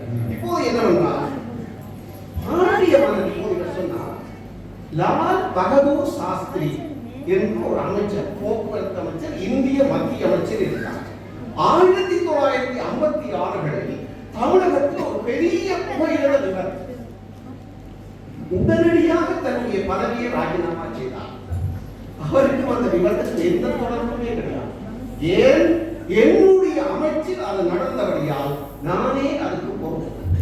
இப்போ பாண்டிய மன்னன் அவருடைய ஆட்சியில் இருந்த ஒரு பொற்கொள்ளன், அரச பொற்கொள்ளன் பொய் சொல்லுகிறான் என்றால் இந்த பாண்டிய மன்னனுடைய ஆட்சி எப்படி இருந்திருக்கிறது என்பதை நாங்கள் ஊகிக்க முடியும் அல்லவா? பாண்டிய மன்னன் உண்மையிலே ஒரு மரண தண்டனையை வழங்குகிற போது அவன் அந்த அரசவையில் நடந்த நடன காட்சியை கண்டு தன்னோடு கோப்பனந்தேவி கோவித்துக் கொண்டு போன மனக்குழப்பத்தில் ஒரு மானிட உயிரை ஒரு துச்சமாக கொண்டு கூறியது மகா குற்றம். எனவே அதனால் தான் பாண்டிய மன்னன் தானே ஒத்துக்கொண்டார். எனவே பாண்டிய மன்னனுக்கு நீங்கள் பழி தீர்த்து விடுவீர்களாக இருந்தால் எதிர்காலத்திலும் இப்படியான மன்னர்கள் செய்த குற்றங்கள் மன்னிக்கப்படலாம். அவ்வாறு மன்னிக்கப்படமாக இருந்தால் சில வேளைகளில் கண்ணகி குற்றவாளியாக கருதப்படக்கூடிய சந்தர்ப்பங்கள் உண்டு. அப்படியான சூழல்கள் கண்ணகியுடைய தெய்வீகத்தை உங்களுடைய கருத்துக்களை நான் மதிப்பிடுகிறேன். இன்னொரு சந்தேகம் எனக்கு இருக்கிறது. பிரசாந்தன் அவர்கள் இந்த சம்பவங்களுக்கு எல்லாம் பின்னாலே ஊழ்வினை என்று சொல்கிறார். அதை வடக்கு பதவி செய்த இளங்கோவடிகளும் அந்த ஊழ்வினையை ஒத்துக்கொண்டிருக்கிறார். முன்னும் சொல்கிறார், பெண்ணும் சொல்கிறார். ஆகவே அந்த வழக்கை நேரடியாக கண்டு பதிவு செய்த ஒருவர் ஊழ்வினை என்று சொல்கிற பொழுது அந்த கருத்தை இந்த மன்றம் ஏற்காமல் இருக்க முடியுமா? அதைத்தான் நான் சொல்லுகிறோம்.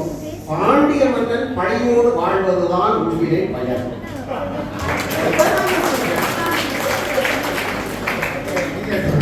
அடிப்படையில் நான் புத்தகத்தில் முரணாக நான் ஒரே ஒரு வாதத்தை சொல்லி என்னுடைய வாதத்தை பேசுகிறேன். இதை பற்றி மதுரை மாநகரத்தில் நடந்ததை எல்லாம் தீர்க்கமாக அறியக்கூடிய யார் என்றால் மன்னரை காட்டிலும் மதுராபதி தெய்வம். அந்த மாநகரை கடவுள். அந்த கடவுள் என்ன சொல்றது? மறைனா ஓசை அன்றி மனு ஓசை மணி ஓசை கேட்காத மன்னன் இவன். இதுவரைக்கும் முறைப்பாடு என்பது யாரும் மணி அடித்தது இல்லை. அவனது நீதி பரிபாலனும் மிக்கவன் இவன். இவன் ஏன் இவன் ஆட்சியில் நடக்கிறது என்றால் கண்ணகியே கோவலன் முற்பிறப்பில் இப்படி ஒன்று செய்தான்.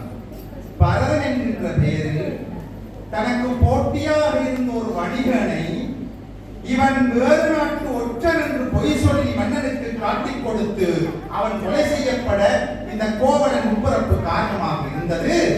இறந்த வணிகனுடைய மனைவியாகிய நீதி 14 நாட்கள் உயிரோடு இருந்து 14ஆம் நாள் நிறைவில் மலை உச்சியில் ஏறி தற்கொலை செய்வதற்கு முன்னதாக இதற்கு காரணமானவர்கள் இதே அடுத்த ஆழத்தில் அனுபவிப்பார்கள் என்று சொல்லிவிட்டு சென்றார். அதனால் தான் இது நடந்தது. மன்னன் குற்றம் இல்லை என்று மதுராபதி தெய்வமே சாட்சி அளித்திருக்கிறது என்றால் அதை சாட்சி புத்தகத்தை சான்று புத்தகத்தை இந்த மாண்புமிகு நீதிமன்றம் ஏற்றுக்கொள்ள வேண்டும் என்று வினயமாக விண்ணப்பித்து எங்களுடைய வாதங்களை நிறைவு செய்யும். மரியாதைக்குரிய நீதிபதி அவர்களே, இப்போது ஒரு ஊழ்வினையை நான் சொல்ல விரும்புகிறேன். இன்றைய ஊழ்வினைப்படி எதிர்தரப்பில் இருக்கின்ற சட்டத்தரணிகள் கொண்டு போவதுதான் விதி. அதை யாராலும் மாற்ற முடியாது. முப்புறப்பு பற்றி, கோவலனுடைய முப்புறப்பு பற்றி பேசப்படுகிறது. எதிர்தரப்பு சட்டத்தரணி பேசுகிறார். என் கேள்வி என்னவென்றால், கோவலனுடைய விடயத்தில் ஊழ்வினை பார்க்கிறீர்கள், கண்ணகியுடைய விடயத்தில், பாண்டியனுடைய விடயத்தில் ஊழ்வினை பார்க்கிறீர்கள். இப்ப நான் கேட்பது என்னென்றால், இப்ப பாண்டியருக்கு இது ஒரு ஊழ்வினையாக இருந்து போகிறது. இந்த பழிச்சொல் அவரிடம் தொடர்ந்து இருக்க வேண்டியதுதானே? அது மட்டுமின்றி நீங்கள் அவரை மீட்க வேண்டும் என்று விரும்புகிறீர்கள். அந்த உங்களுடைய நோக்கம் என்ன? பாண்டியனுக்கும் ஊழ்வினை இருந்தது என்பதுதான் இளங்கோடிகள் சொல்லுகிற செய்தி. அதாவது முன்வினை பயனாகத்தான் இவர்கள் அனைவரும் பிறந்திருக்கிறார்கள் என்று. அப்படியானால் பாண்டியனை மட்டும் வரவழைத்து அவனை பழிமீட்டு தருகிறவர்கள் ஒரு வழக்கை இவர்கள் தாக்கல் செய்ய வேண்டிய என்னுடைய உள்நோக்கம் என்ன என்பதுதான் என்னுடைய கேள்வி. நாங்கள் பாண்டியனை பழிதுரைத்து மீட்க வந்திருக்கிறோம். அவனுடைய ஊழ்வினை பற்றி இங்கே பேச வரவில்லை. நான் இந்த வாதத்தை இன்னும் ஒரு தளத்துக்கு நகர்த்துகிறேன். ஊழ்வினை என்றே இவர்கள் பேசிக் கொண்டிருக்கிறார்கள். ஐயா, பாண்டியனுடைய தவறுக்கு காரணமாக இருந்தது பாண்டிமாதேவி மீது அவன் கொண்ட ஊழல். அந்த ஊழலினாலே வந்த பிரச்சனைகள் தான் இத்தனை பிரச்சனைகளுக்குமான அடித்தளமாக இருந்திருக்கிறது. அவன் ஆராய்ந்து பார்க்காமல் அந்த முடிவுகளை அவசரப்பட்டு எடுத்திருக்கிறான் என்றால், அந்த நடன மாதுகளினுடைய நடனத்தை பாண்டியன் கண்டு ரசித்ததை கண்டு ஊழல் கொண்டு பாண்டிமாதேவி சென்ற அந்த காட்சியும் கூட இந்த இடத்திலே நாங்கள் சிந்தித்து பார்க்க வேண்டிய விடயம் என்பதை நான் பதிவு செய்துள்ளேன்.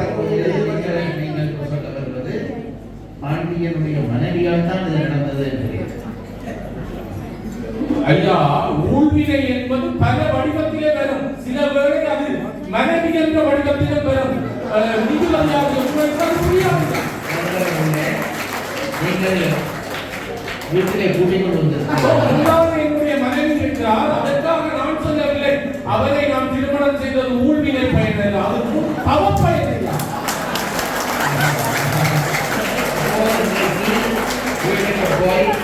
வீட்டுக்கு போய் போட வேண்டிய 51 கோப்பு காரணமும்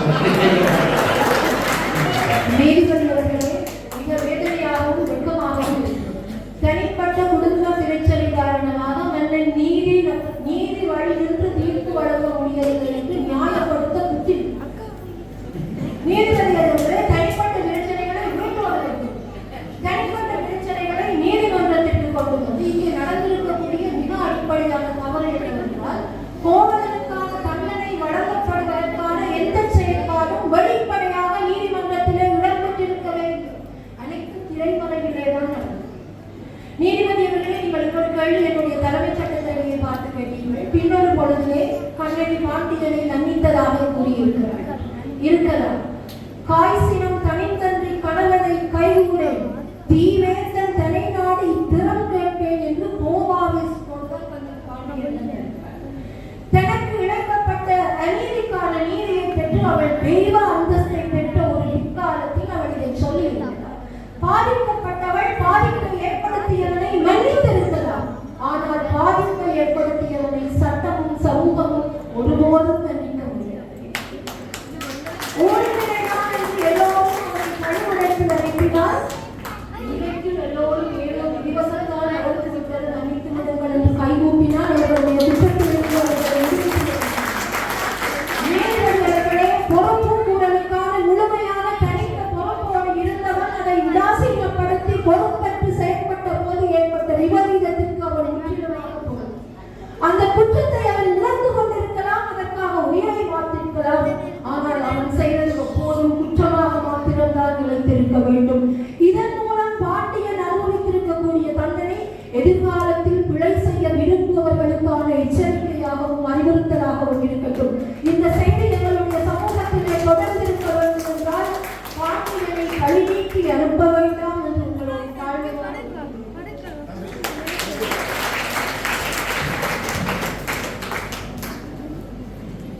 இந்த மன்றத்தினுடைய தீர்ப்பினை வழங்குகிற நேரம் என்னுடைய ஊழ்வினை தொடங்குகிறது.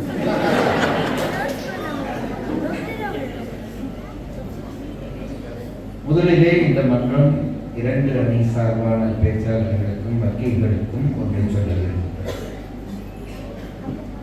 காவியத்தினுடைய அடிப்படை கருத்து என்று இளங்கோவடிகள் சொன்ன 3 விஷயங்கள் இருக்கின்றன.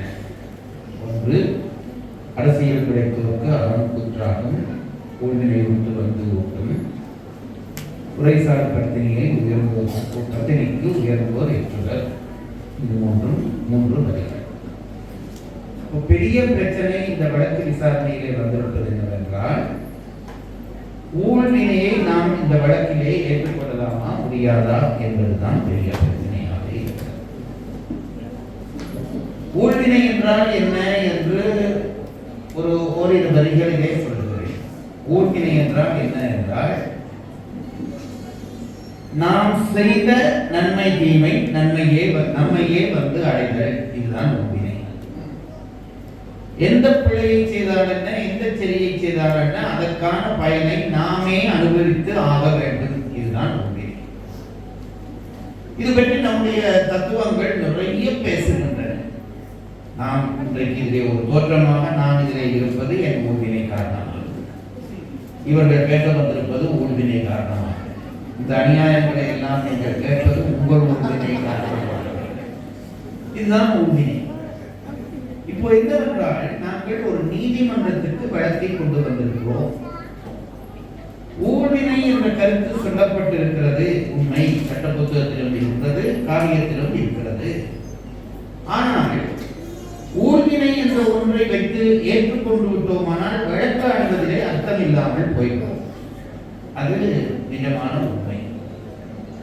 ஆகவே இந்த ஊழ்வினை என்ற கருத்தை ஏற்றுக்கொள்ள வேண்டும், அதை வைத்து இந்த வழக்கை பார்க்க வேண்டுமா என்ற கேள்வி பற்றி இந்த மன்றம் சிந்திக்க வேண்டி இருக்கிறது.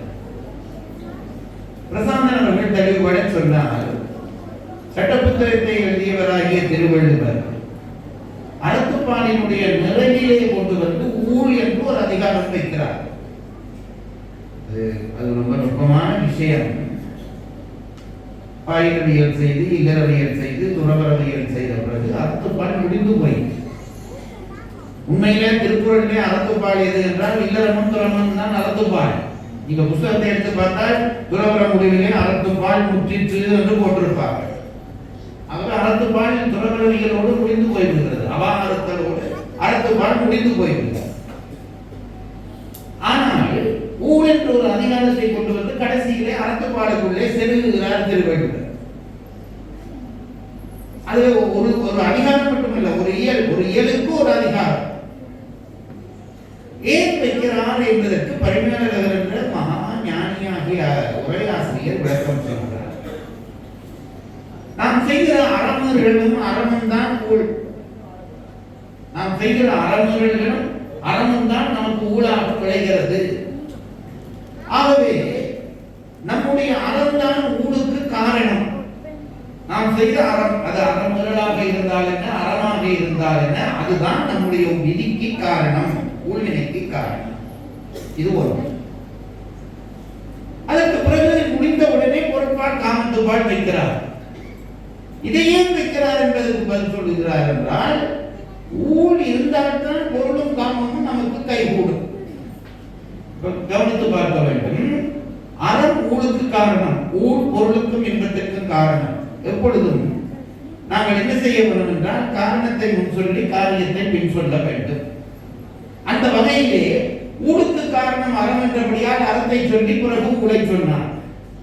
பிறகு பொருளுக்கும் காமத்துக்கும் காரணம் ஊழ் என்றபடியால் ஊழை சொன்ன பிறகு பொருளையும் காமத்தையும் சொல்கிறார். அதனாலே தான் ஊழை அங்கே வைத்தார் என்று பரிமேலழகர் சொல்லுகிறார்.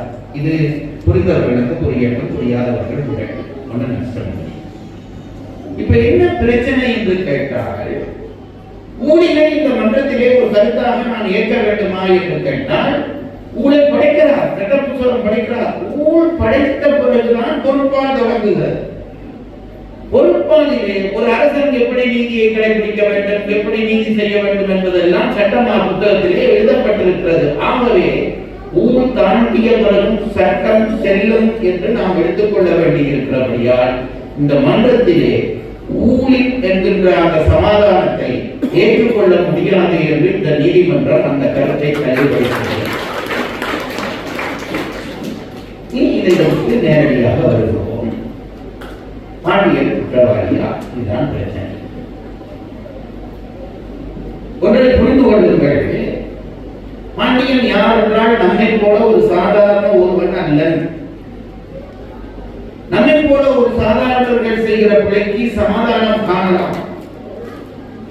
மற்றவர்கள் செய்கிற பிழையை தண்டிக்க வேண்டிய இடத்திலே இருக்கிறவன் பாண்டியன். அதனாலே திருக்குறளிலே பார்த்தீர்களானால் பொறுப்பான் தொடங்கின உடனே இறைமாட்சி என்ற ஒரு அதிகாரம். அதுல என்ன சொல்கிறாரோ ஒரு தலைவன் எப்படி எல்லாம் இருக்க வேண்டும், அவ்வளவுதான். அதற்கு அடுத்த அதிகாரம் குற்றம் கடிதல் என்ற ஒரு அதிகாரம். குற்றம் கடிதல் என்றால் ஒரு அரசன் அல்லது ஒரு தலைவன் எப்படி மற்றவருடைய குற்றத்தை கடிவது என்று நாங்கள் நினைப்போம். திருவள்ளுவர் சொன்னார் அப்படி அல்ல. குற்றம் கடிக்கிற ஒரு தலைவன், இது ஒரு அரசனுக்கு மட்டும் பொருத்தம் நினைக்காதீர்கள். ஒரு பள்ளிக்கூடத்திலே ஒரு வாத்தியார் ஆகட்டும் அல்லது இளங்கோ கழகத்திலே தலைவராகட்டும் தமிழ் கழகத்திலே தலைவராகட்டும் யார் தலைமை தாங்கினாலும் ரொம்ப முக்கியமானது மற்றவர்கள் குற்றத்தை கண்டிப்பதற்கு முதல் தன் குற்றத்தை அவனை கண்டித்து விட வேண்டும். தான் குற்றவாளியாக இல்லாதிருந்தால் தான் மற்றவர்கள் குற்றத்தை கண்டிக்கிற உரிமை ஒருவனுக்கு வரும். அதைத்தான் அந்த அதிகாரத்திலே திருவள்ளுவர் சொல்லுகிறார், குற்றம் கடிதல் என்று. பாண்டியனை பொறுத்தவரையிலே அவன் மற்றவர்களுடைய குற்றத்தை கடிகின்ற இடத்திலே இருந்தவன். இது ஒன்று. நாம் அதை பொறுத்தவரைக்கு இல்லை. ஆகவே அவனுடைய குற்றம் என்ற ஒன்று இருந்தால் அது சாதாரணனுடைய குற்றமாக கருதப்பட வேண்டிய ஒன்று அல்ல. இதையும் நாம் தெரிந்து கொள்ள வேண்டும். இனி சம்பவத்துக்கு வருகிறோம். நடந்தது இவ்வளவுதான். கோவலன் தன் தனி வாழ்க்கையிலே சில பிரச்சனைகளாலே தோற்று போகிறான். அவனுடைய காமம், அவனுடைய கலைஞர்ப்பு முதலியவெல்லாம் சேர்ந்து அவனை தோற்கடித்திருக்கிறது. அந்த தோல்வியை இருந்து மீட்டெழ வேண்டும் என்று நினைக்கிறான். மனைவியை விட்டு பிரிந்து நான் கதை கொடுக்க சொல்லவில்லை, கண்ணகிடம் வருகிறான். அவன் ரொம்ப கெட்டிக்காரன். கோவலன் சாதாரண ஒருத்தன் அல்ல, ரொம்ப கெட்டிக்காரன். அந்த கெட்டித்தனத்தினாலே உலகம் எல்லாம் சென்று வியாபாரம் செய்து வென்றவன் என்று சொல்கிறார்கள். நான் நேற்று சொன்னேன், மண்டைத்த புகழினான் என்கிறார்.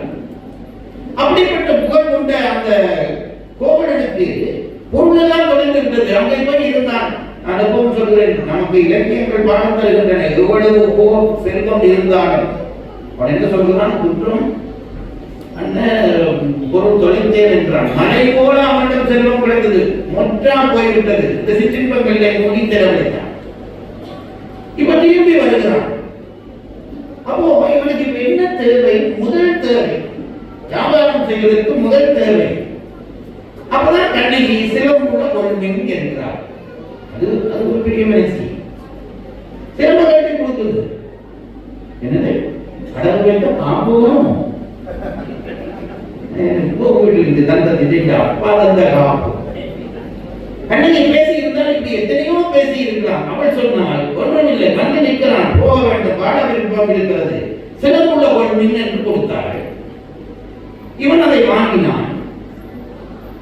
வாழ்ந்த இடத்திலே தாழ்ந்து இருக்கக்கூடாது. இது ஒரு சட்டம்.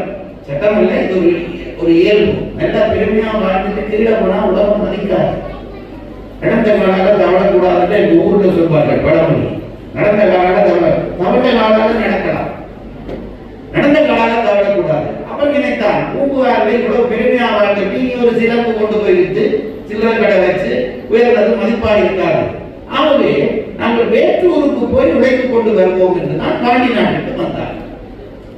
வாழ்தல் வேண்டி உள்வினை துறப்ப சூழ்விடம் நின்னகர் புகுந்து என்கிறார் கண்ணகி. நான் வந்ததே வாழ்வதற்காக இந்த மண்ணுக்கு வந்தோம் என்ற நம்பிக்கையிலே வருகிறார். இது ஒரு சம்பவம். இந்த விதி எப்படி கூட்டுகிறது என்பதற்கு இளங்கோவடிகள் இப்படி புள்ளி வைக்கிறார். இப்ப என்ன செய்கிறார் என்று கேட்டால், இந்த பக்கம் பார்த்தால் இவன் சிலம்பையை கொண்டு வியாபாரத்துக்கு வருகிறான். சிலம்பு விற்க வேண்டும். தங்க சிலம்பு உள்ளே என்ன இருக்கிறது? மாணிக்க துப்பாக்கிகள் இருக்கின்றன. விற்று அந்த காசை எடுத்து வியாபாரம் பண்ண வேண்டியதான் நோக்கம். சிலம்போடு வந்தால் இந்த சம்பவம் இப்படியே நிற்கிறது என்று வைங்க. இந்த பக்கத்திலே பாண்டியனுடைய மனைவியினுடைய சிலம் ஒன்று காணாமல் போய்விட்டது. பாண்டியனுடைய அரண்மனையிலே சங்கனம். அதை அந்த அரண்மனைக்குரிய பொற்கொள்ளனே அந்த சிலம்பை களவெடுத்திருக்கான். அதுக்குள்ளே முத்து இருந்தது. அந்த முத்து இருந்த அந்த சிலம்பை அவன் பார்த்தான். அவன் ஏதோ ரிப்பேருக்கு போயிருக்கும் போல இருந்தது. இவன் மெல்ல ஒன்றை எடுத்துவிட்டு சிலம்பு தொலைந்து விட்டது என்று சொல்லியிருக்கான். இது சம்பவம். இது கூட பெரிய பிரச்சனை இல்லை. சிலம்பு தொலைந்தது என்ற அளவிலே போலீஸ் ஸ்டேஷன்ல கேஸ் நிற்கிறது, அவ்வளவுதான். இப்போ இது ரெண்டு சம்பவமா. மூன்றாவது சம்பவம், அரசனுடைய அவையிலே என்ன ஆயிட்டு கேட்டால் ஒரு டான்ஸ் வந்தாலே பிரச்சனை ஒரு அந்த அரசனை மகிழ்விக்க, அந்த காலத்துல அந்த வசதி இருந்தது. அரசனை மகிழ்விக்க அரசனுக்கு முன்னாலே நாட்டியம் ஆடுகிற பெண்கள் வந்து நாட்டியம் ஆடுகிறார்கள். பக்கத்திலே பாண்டி மாதேவியும் இருந்து பார்க்க, இந்த மனைவி பக்கத்திலே இருந்துட்டா கணவன்மார் எல்லாம் கட்டுத்தரவர்கள். கொஞ்சம் அங்க இங்க நகர்ந்தா போச்சு. நான் உங்க எல்லாரையும் சேர்த்து தான் சொல்றேன். பக்கத்திலே பாண்டி மாதேவி இருக்கிறார்கள். இவன் முதல் டான்ஸை பார்த்தான், நாட்டியத்தை பார்த்தான். கொஞ்சம் நேரம் போக போக நாட்டியம் மாந்தரையும் பார்க்க தொடங்கினான். இது ராசாவர்களே. இந்த பெண்களுக்கு ஒரு சக்தி இருக்கிறது பாருங்க. பல இடங்களில் வாழ்க்கையில பார்த்து ஆச்சரியப்படும். பெண்களுக்கு ஒரு சக்தி இருக்கிறது. புருஷன் விடப்படுறான் என்று தெரிஞ்சா எப்படி கண்டுபிடிக்கிறதோ தெரியல, கண்டுபிடிச்சு அந்த சிரிப்புக்கு என்ன அடையாளம் நாங்கள் கண்டுபிடிக்கிறோம் சிரிக்கிறார்கள். நான் இது சொல்கிறேன், சுவைக்கு சொல்றது இல்லை. அந்த பெண்களுக்கு இயல்பான அந்த மன உணர்வு, கணவன் எங்கோ தவறிழைக்கலாம் என்ற உடனே பெண்ணுக்கு தெரியும். மற்றது எல்லாருக்கும் பிறகு ஆராய்ச்சி பண்ணது அவருடைய உணர்வு சொந்தம். இப்ப கணவன் பக்கத்தில் இருந்த நாட்டிய பெண்களை பார்க்கின்ற உடனே பாண்டி மாதேவிக்கு கோபம் வந்தது. எப்படி ஒரு மனைவி பக்கத்தில் இருந்த நாட்டான பெண்ணை ஒரு கணவன் ரசிச்சா ஒரு பெண்ணால சகிக்க முடியுங்களா? அவரால் சகிக்க முடியல. கொஞ்ச நேரம் இருந்து பார்த்தாரு. இவரும் டான்ஸ் பார்க்கறது, டான்ஸ்காரையும் பார்க்கறதுமா இருக்கணும். அவன் நினைக்கிறேன் தலையை பிடிச்சு இருந்திருப்பாள். பிறகு பார்த்தா அதுக்கு மேல சகிக்க முடியவில்லை. எப்படியும் வீட்டுக்கு தானே வில வேணும், எப்படியும் வீட்டுக்கு தானே வில வேணும். அதான் வந்து பாருங்க வார்த்தை தவம் என்று சொன்னாரு. அவர் வீட்டுக்கு தானே வில வேணும் நினைச்சிட்டு சகிக்க முடியலை. தோழியை கூப்பிடுறாரு, சொல்லி ராணிக்கு தலையை வீட்டுக்கு சொல்லி அவர்கள் வெளிக்கிட்டார். இவளை எழுப்பி வெளிக்கிட்ட உடனே அதே நாகரிக குறைவுதான். சபையிலே அது தன்னுணர்ச்சிகளை காட்டக்கூடாது. வெளிக்கிட்டார். அவள் வெளிக்கிட்ட உடனே ராஜாவுக்கு அப்பதான் தெரிஞ்சது, ஓஹோ நாம கவனிச்சுட்டாள் என்று தெரிஞ்சு. அப்போ ராசாவுக்கே போய் நீ வீட்டுக்கு போனா என்னென்ன நடக்க போகுது? ராசா சபையில தான் ராசா, வீட்டுக்கு போனா அப்பதான் ராசா. அதனால இல்லத்தரசி என்று சொன்னாங்க. இல்லத்தரசி அவன் அங்க போனா என்ன நடக்கும் என்று இவளுக்கு தெரியும். இவனுக்கு ஒரே டென்ஷன். அதோட அவனுக்கு டான்ஸ் போச்சு. அதுவரை டான்ஸை பார்த்தோம் இருந்தவன் இப்ப போனோடனே என்ன சொல்றது, என்ன சமாதானம் சொல்றது? எனக்கு அங்க போனா நீங்க ஒரு நாட்கள் சொல்ல போனா இப்படி பார்த்து சமாதானம் தெரிவிக்கிறதுனா வீட்டுக்கு போக வேணும். இதெல்லாம் எனக்கு அப்படி தெரியும் கேட்கக்கூடாது. அப்ப இவன் போறதுக்கு ரெடி பண்ணிட்டு டான்ஸ் புரிஞ்சது. இவன் வெளிக்கிட்டு போகணும். வேகமா போய் அவளை ஏதாவது சொல்லி சமாதானம் சொல்லி வேகமா போனான். இது அடுத்த காட்சி. இப்போ திருப்பி வீதிக்கு வருகிறோம். சிலம்ப கொண்டு வர்றான் போகல. வந்தாங்க இந்த பொற்கொள்ளர் 100 பொற்கொள்ளரோட இந்த தலைவன் வர்றான். 100 பொற்கொள்ளர்கள் புடை கூட ஒரு பொற்கொள்ளர்களுடைய தலைவர். இவன் தான் அரண்மனை பொற்கொள்ளர். இவன் தான் ராஜாவுக்கு முடி செய்கிறது, சிலம்பு செய்கிறது, இதெல்லாம் செய்கிறான். இவன் தான் சொல்லுகிறார். இந்த பொற்கொள்ளன் வருகிறான். பின்னாலே 3 பேர் வருகிறார்கள். இவன் பெரிய ஜம்பமா வருகிறான். இதை பார்த்தோடனே கோவலன் நினைச்சான், அவர்கள் பொற்கொள்ளர்கள் என்று தெரிகிறது. இவன் தான் அரசவை தலைவனாக பொற்கொள்ளனாக இருக்க வேண்டும். இவனிடம் கொடுத்தால் அந்த சிறப்பு கொஞ்சம் கூட இருக்குமே என்று இவன் நினைச்சான். உடனே அவனுக்கு பக்கத்திலே போனான், தன்னை அறிமுகப்படுத்தினான். அவன் சொன்னான், நான் தான் அரண்மனை பொற்கொள்ளர் தலைவர் என்று சொன்னோடனே இந்த சிறப்பை காட்டினான். அவனுக்கு ரொம்ப சந்தோஷமாக போய்விட்டது. என்னவென்றால் இந்த சிறப்புல இருந்த ஒரு பிரச்சனை பாருங்க, உள்ளுக்கு ரெண்டும் வேற. ஒன்றுக்குள்ள முத்து, ஒன்றுக்குள்ள மாணிக்கம். ஒன்றுக்குள்ள முத்து, ஒன்றுக்குள்ள மாணிக்கம். கண்ணகியினுடைய மாணிக்கம், அவளுடைய முத்து. உடைச்சு பார்த்திருந்தா எல்லாருக்கும் அப்பவே தெரிஞ்சிருக்கும். என்ன நடந்தது? அந்த சிறப்பு வேலைப்பாடு இருக்கு பாருங்க. இந்த வேலைப்பாடு ரெண்டு சிறப்புக்கும் ஒரே வேலைப்பாடு. என் குருநாதர் சொல்வார், அந்த இளங்கோடியில் சொல்கிறார், சூழ்நிலை சிறப்பு காரணமாக என்று சொல்கிறார். இந்த சூழ்நிலை என்பதற்கு நாங்கள் உடனே ஊழ்நிலை எடுக்கிறோம் இல்லை. அது எப்படி எடுக்க வரும் என்றால், சூழ் என்றால் சூழ்ந்த, வினை என்பது வேலை. அந்த வேலைப்பாடு காரணமாக, வெளியில இருந்த வேலைப்பாடு காரணமாக எதில் ஆண்டிய சிரமம் என்று தெரியவில்லை. இவனுக்காக நல்ல வாய்ப்பா போச்சு. இவனுக்கு தெரிகிறது, கொட்கொள்ளவனுக்கு தெரிகிறது. ஏன்னா அவனால கலவரத்தவன். அப்ப இந்த சிறப்பு இல்லை என்று தெரியும். அது அவனுடைய முன்னாடியில் இருந்திருக்கும். இவன் என்ன செய்தான்? மாட்டி விட ஆள் கிடைத்தான் என்று நினைச்சான். உடனே என்ன செய்தான்? இந்த சிறப்பை அவனுடைய கட்டிடம் பாருங்க. போகணும்னு சொன்னான், இது அந்த அரசவையில போய் அவங்க வாங்குறதா இருந்தா நல்ல விலைக்கு போகும். நீ கொஞ்சம் எங்க பட்டறையில இரு என்று அவனுக்கு ஒரு சேர் போட்டு ஒரு சோடா வாங்கி கொடுத்து உட்கார வச்சு விருது போனான். அப்பதான் இந்த ராணி போய்விட்டா. ராஜா ஊரடி இருக்கவன் ஆர்வத்துல பாண்டியன் வேகமா போற இடத்துல குறுக்க போய் ராஜாவை நிப்பாட்டினான். ராஜாவுக்கு அங்க போய் அங்கோதமான படுத்தவன் அவசரம். ராஜா அவசரம் சொன்னா என்னன்னு கேட்டான். உடனே இவன் சொன்னான், அங்க சிறப்பு கட்டணை பிடிச்சிட்டேன், கட்டணை அங்க என்னோட பட்டடையில இருக்கிறான். அப்பதான் ராஜா சொல்லுகிறான், உட்காப்பாடுகளை கூறி கல்விய கல்வன் கையது ஆயின் கொன்று அச்சிலம்பு கொணர்க. ஒரு எடுத்து பிழைச்சது. கொன்று கொண்டுவான்னு சொல்வதற்கு பதிலாக கொன்றுவான்னு சொல்லிவிட்டான். கொன்று அச்சிலம்பு கொணர்க. ரெண்டு பேரும் அனுப்புகிறார்கள். சொல்லிட்டு போயிட்டான். நான் எப்பவும் சொல்கிறேன், நீதிமன்றத்திலேயோ அல்லது தீர்ப்பு சொல்லுகிற இடத்திலே இருக்கிறவர்கள் தங்கள் அவசரத்திற்காக தீர்ப்பு சொல்ல வேண்டும் என்று நினைத்தால் தர்மம் கண்டிக்கும் என்பதுதான் இளங்கோவடிகள் சொல்கிற செய்தி. அரசியல் பிழைத்தோருக்கு அறமுற்றாகும் என்றால் எது தெரியுமா? அரசியல் காவல். அரசியல் என்ற வார்த்தைக்கு என்ன அர்த்தம் தெரியுமா? காவல் என்று அர்த்தம். அப்படிதான் எழுதுகிறார்கள். அரசியல் என்றால் காவல், மக்களை காவல் செய்வதுதான் அரசியல். பார்லிமெண்ட்ல பேசுறது, கீழே வந்து அது பண்றது, இது பண்றது, ரிவன் வெட்டுறதல்ல அரசியல். காவல் செய்ய வேண்டும். மக்களுக்கு ஒரு சின்ன திரும்பமும் வரவிடக்கூடாது.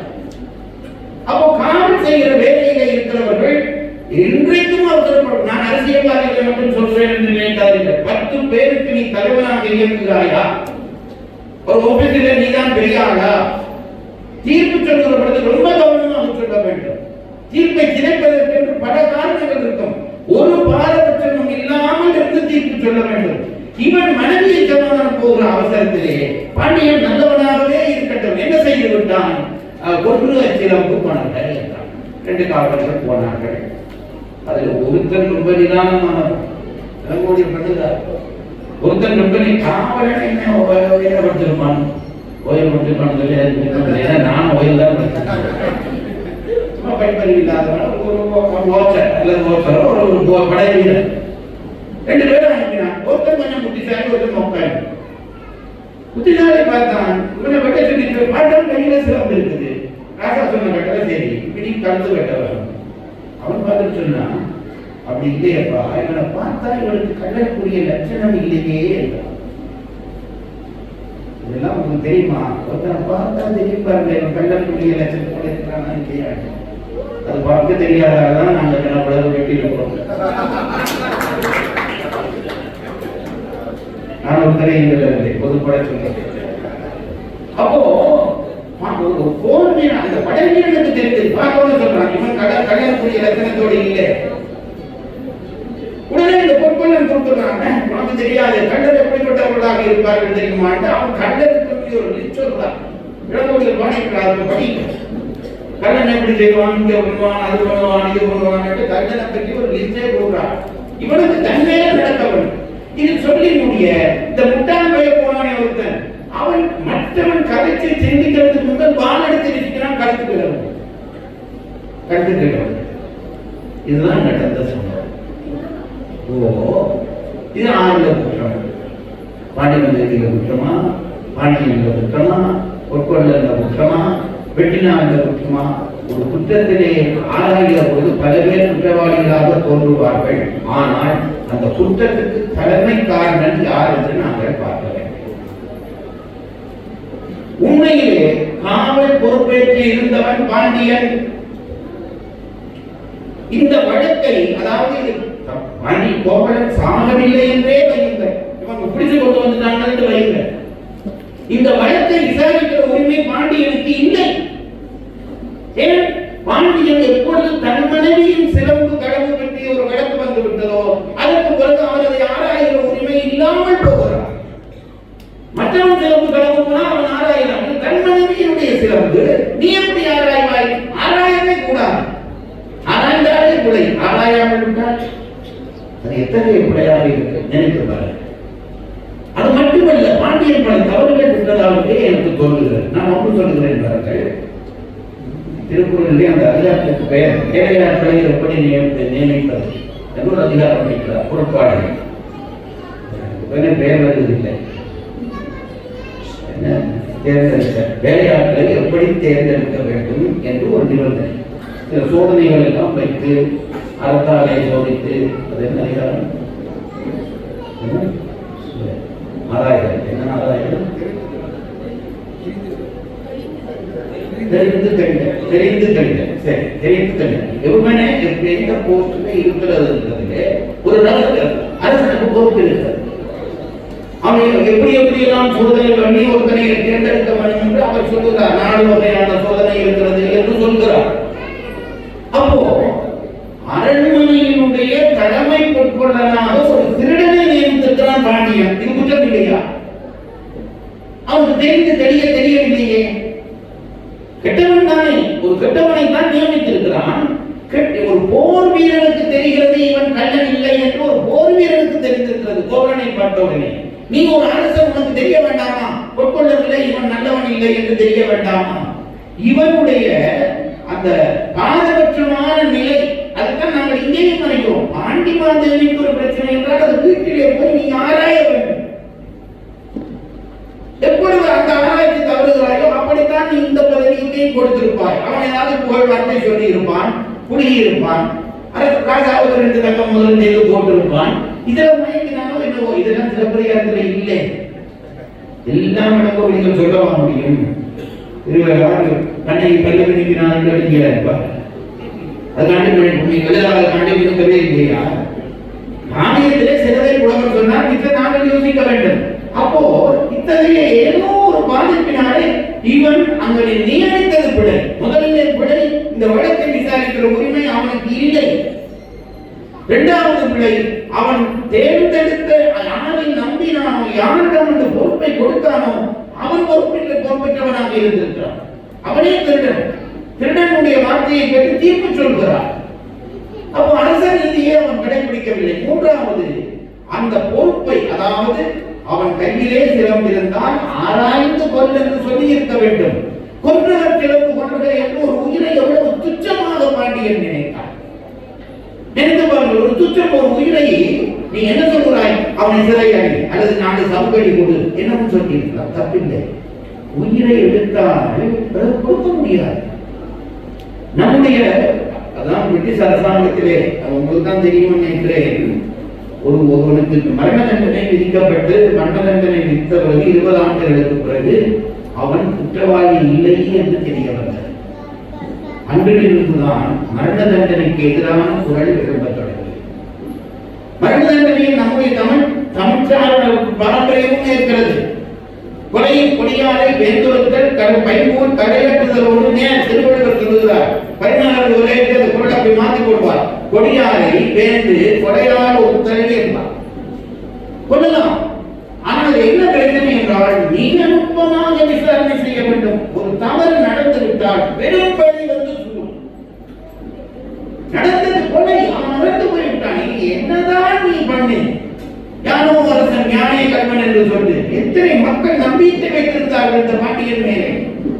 பணியோடு வளரா பஞ்சவன் வாழ்க என்றான். ஒரு வேலைக்காரன் நம்புறான். நீ உன்னுடைய இஷ்டத்துக்கு இந்த கொலையை செய்திருக்க முடியுமா? செய்த ஆகுமா? நான் அப்படி சொல்லுகிறேன். அன்னைக்கு அதனால் தான் சொல்லுகிறார். அங்கே வந்து சொல்கிறார்கள், 1000 பாணியிலே வந்து சொல்கிறார்கள், கண்ணன் என்று சொல்லி கணவனை கொன்று விட்டான். கண்ணைக்கு பெரிய சங்கடம். நான் பல மேடைகளிலே சொல்லி இருப்பேன். என்னவென்றால் நம்ம வீட்டுக்கு ஒரு விருந்தினர் வருகிறார் புதுசா, மற்றவங்க வீட்டுல தங்குறார். அந்த வீட்டுக்காரன் இந்த ஷாப்பிங் போறான்னு போறார். கொஞ்ச நேரத்துல ஒரு ஆள் வந்து சொல்றார், அந்த ஷாப்பிங் உங்க வீட்டுல தங்கியிருந்தாலும் பொழுது பிடிச்சிட்டு போச்சுன்னு சொன்னா நீங்க என்ன செய்வீங்க? உடனே நம்ம எல்லாம் விழுந்து பார்ப்போம், காப்பு கிடக்குதா தண்ணி கிடக்குதான்னு பார்ப்போம் தானே. அப்படி அந்த பெண்கள் காத்துவிட போகிறார்கள் என்ற பயத்திலே தான் சூரியனை கூப்பிட்டார்கள். இங்க வா, அந்த பாடல் சொல்லுங்க, படை ஒரு நீ அருதி காய்கறி செல்வனே கல்வனோ என் கணவன், கல்வன் நோ என்றார். அவனுக்கு தெரியும், ஆனால் உலகத்துக்கு நிரூபிக்க வேண்டி இருக்கிறது. இவர் கேட்ட கேள்வியிலேயா நாம் பாருங்கள், நம்முடைய தமிழே வழக்காடு மதத்திலே இருந்து எழுதானே என்று நான் சொல்கிறேன். தமிழர்களுக்கு ஒரு நம்பிக்கை உண்டு, சொன்னால் பிற்போக்கு என்று சொல்வார்கள். என்ன நம்பிக்கை தெரியுமா?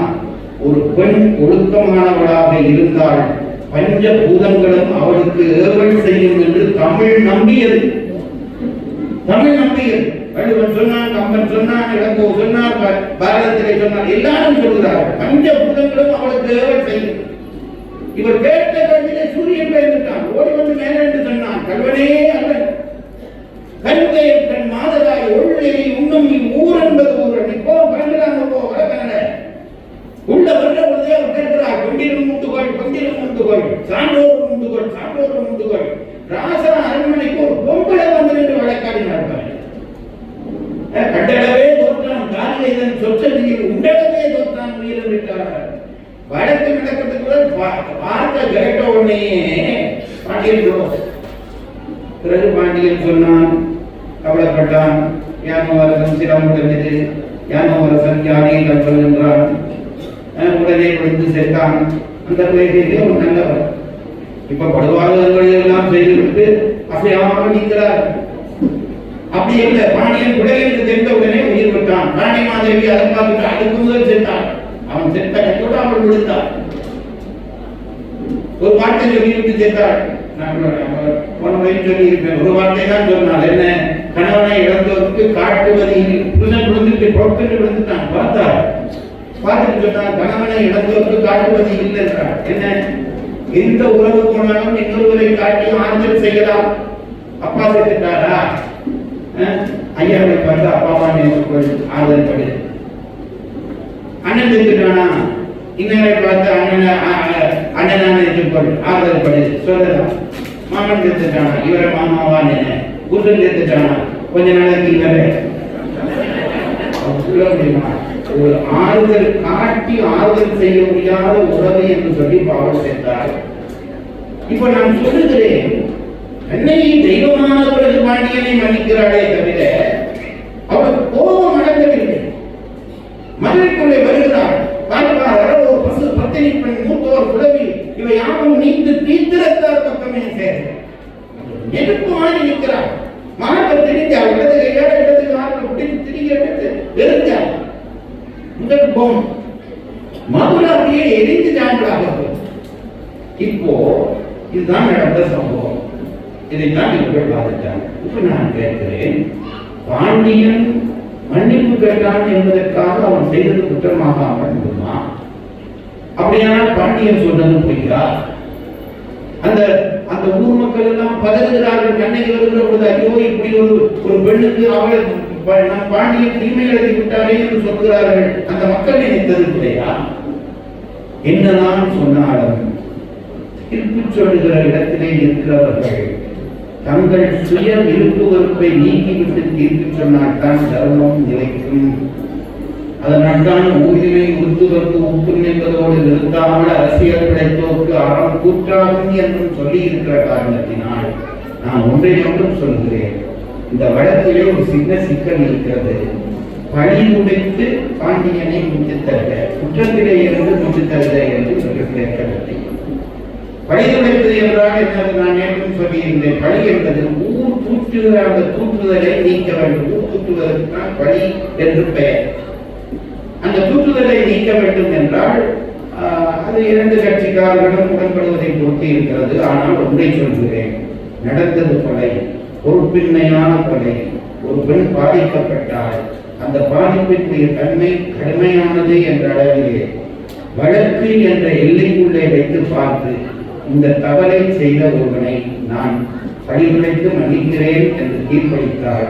இப்படி பல பேர் பணி செய்ய முன்வருவார்கள் என்ற காரணத்தினாலே பாண்டியன் நல்லவனாக உயர்ந்தவனாக தர்மத்தை போற்றுகிறவனாக இருந்தாலும் இப்போதைக்கு அவன் பழிகுறைக்க முடியாது. அடுத்த விழாக்களிலே அவன் பழிகுறைப்பதற்கு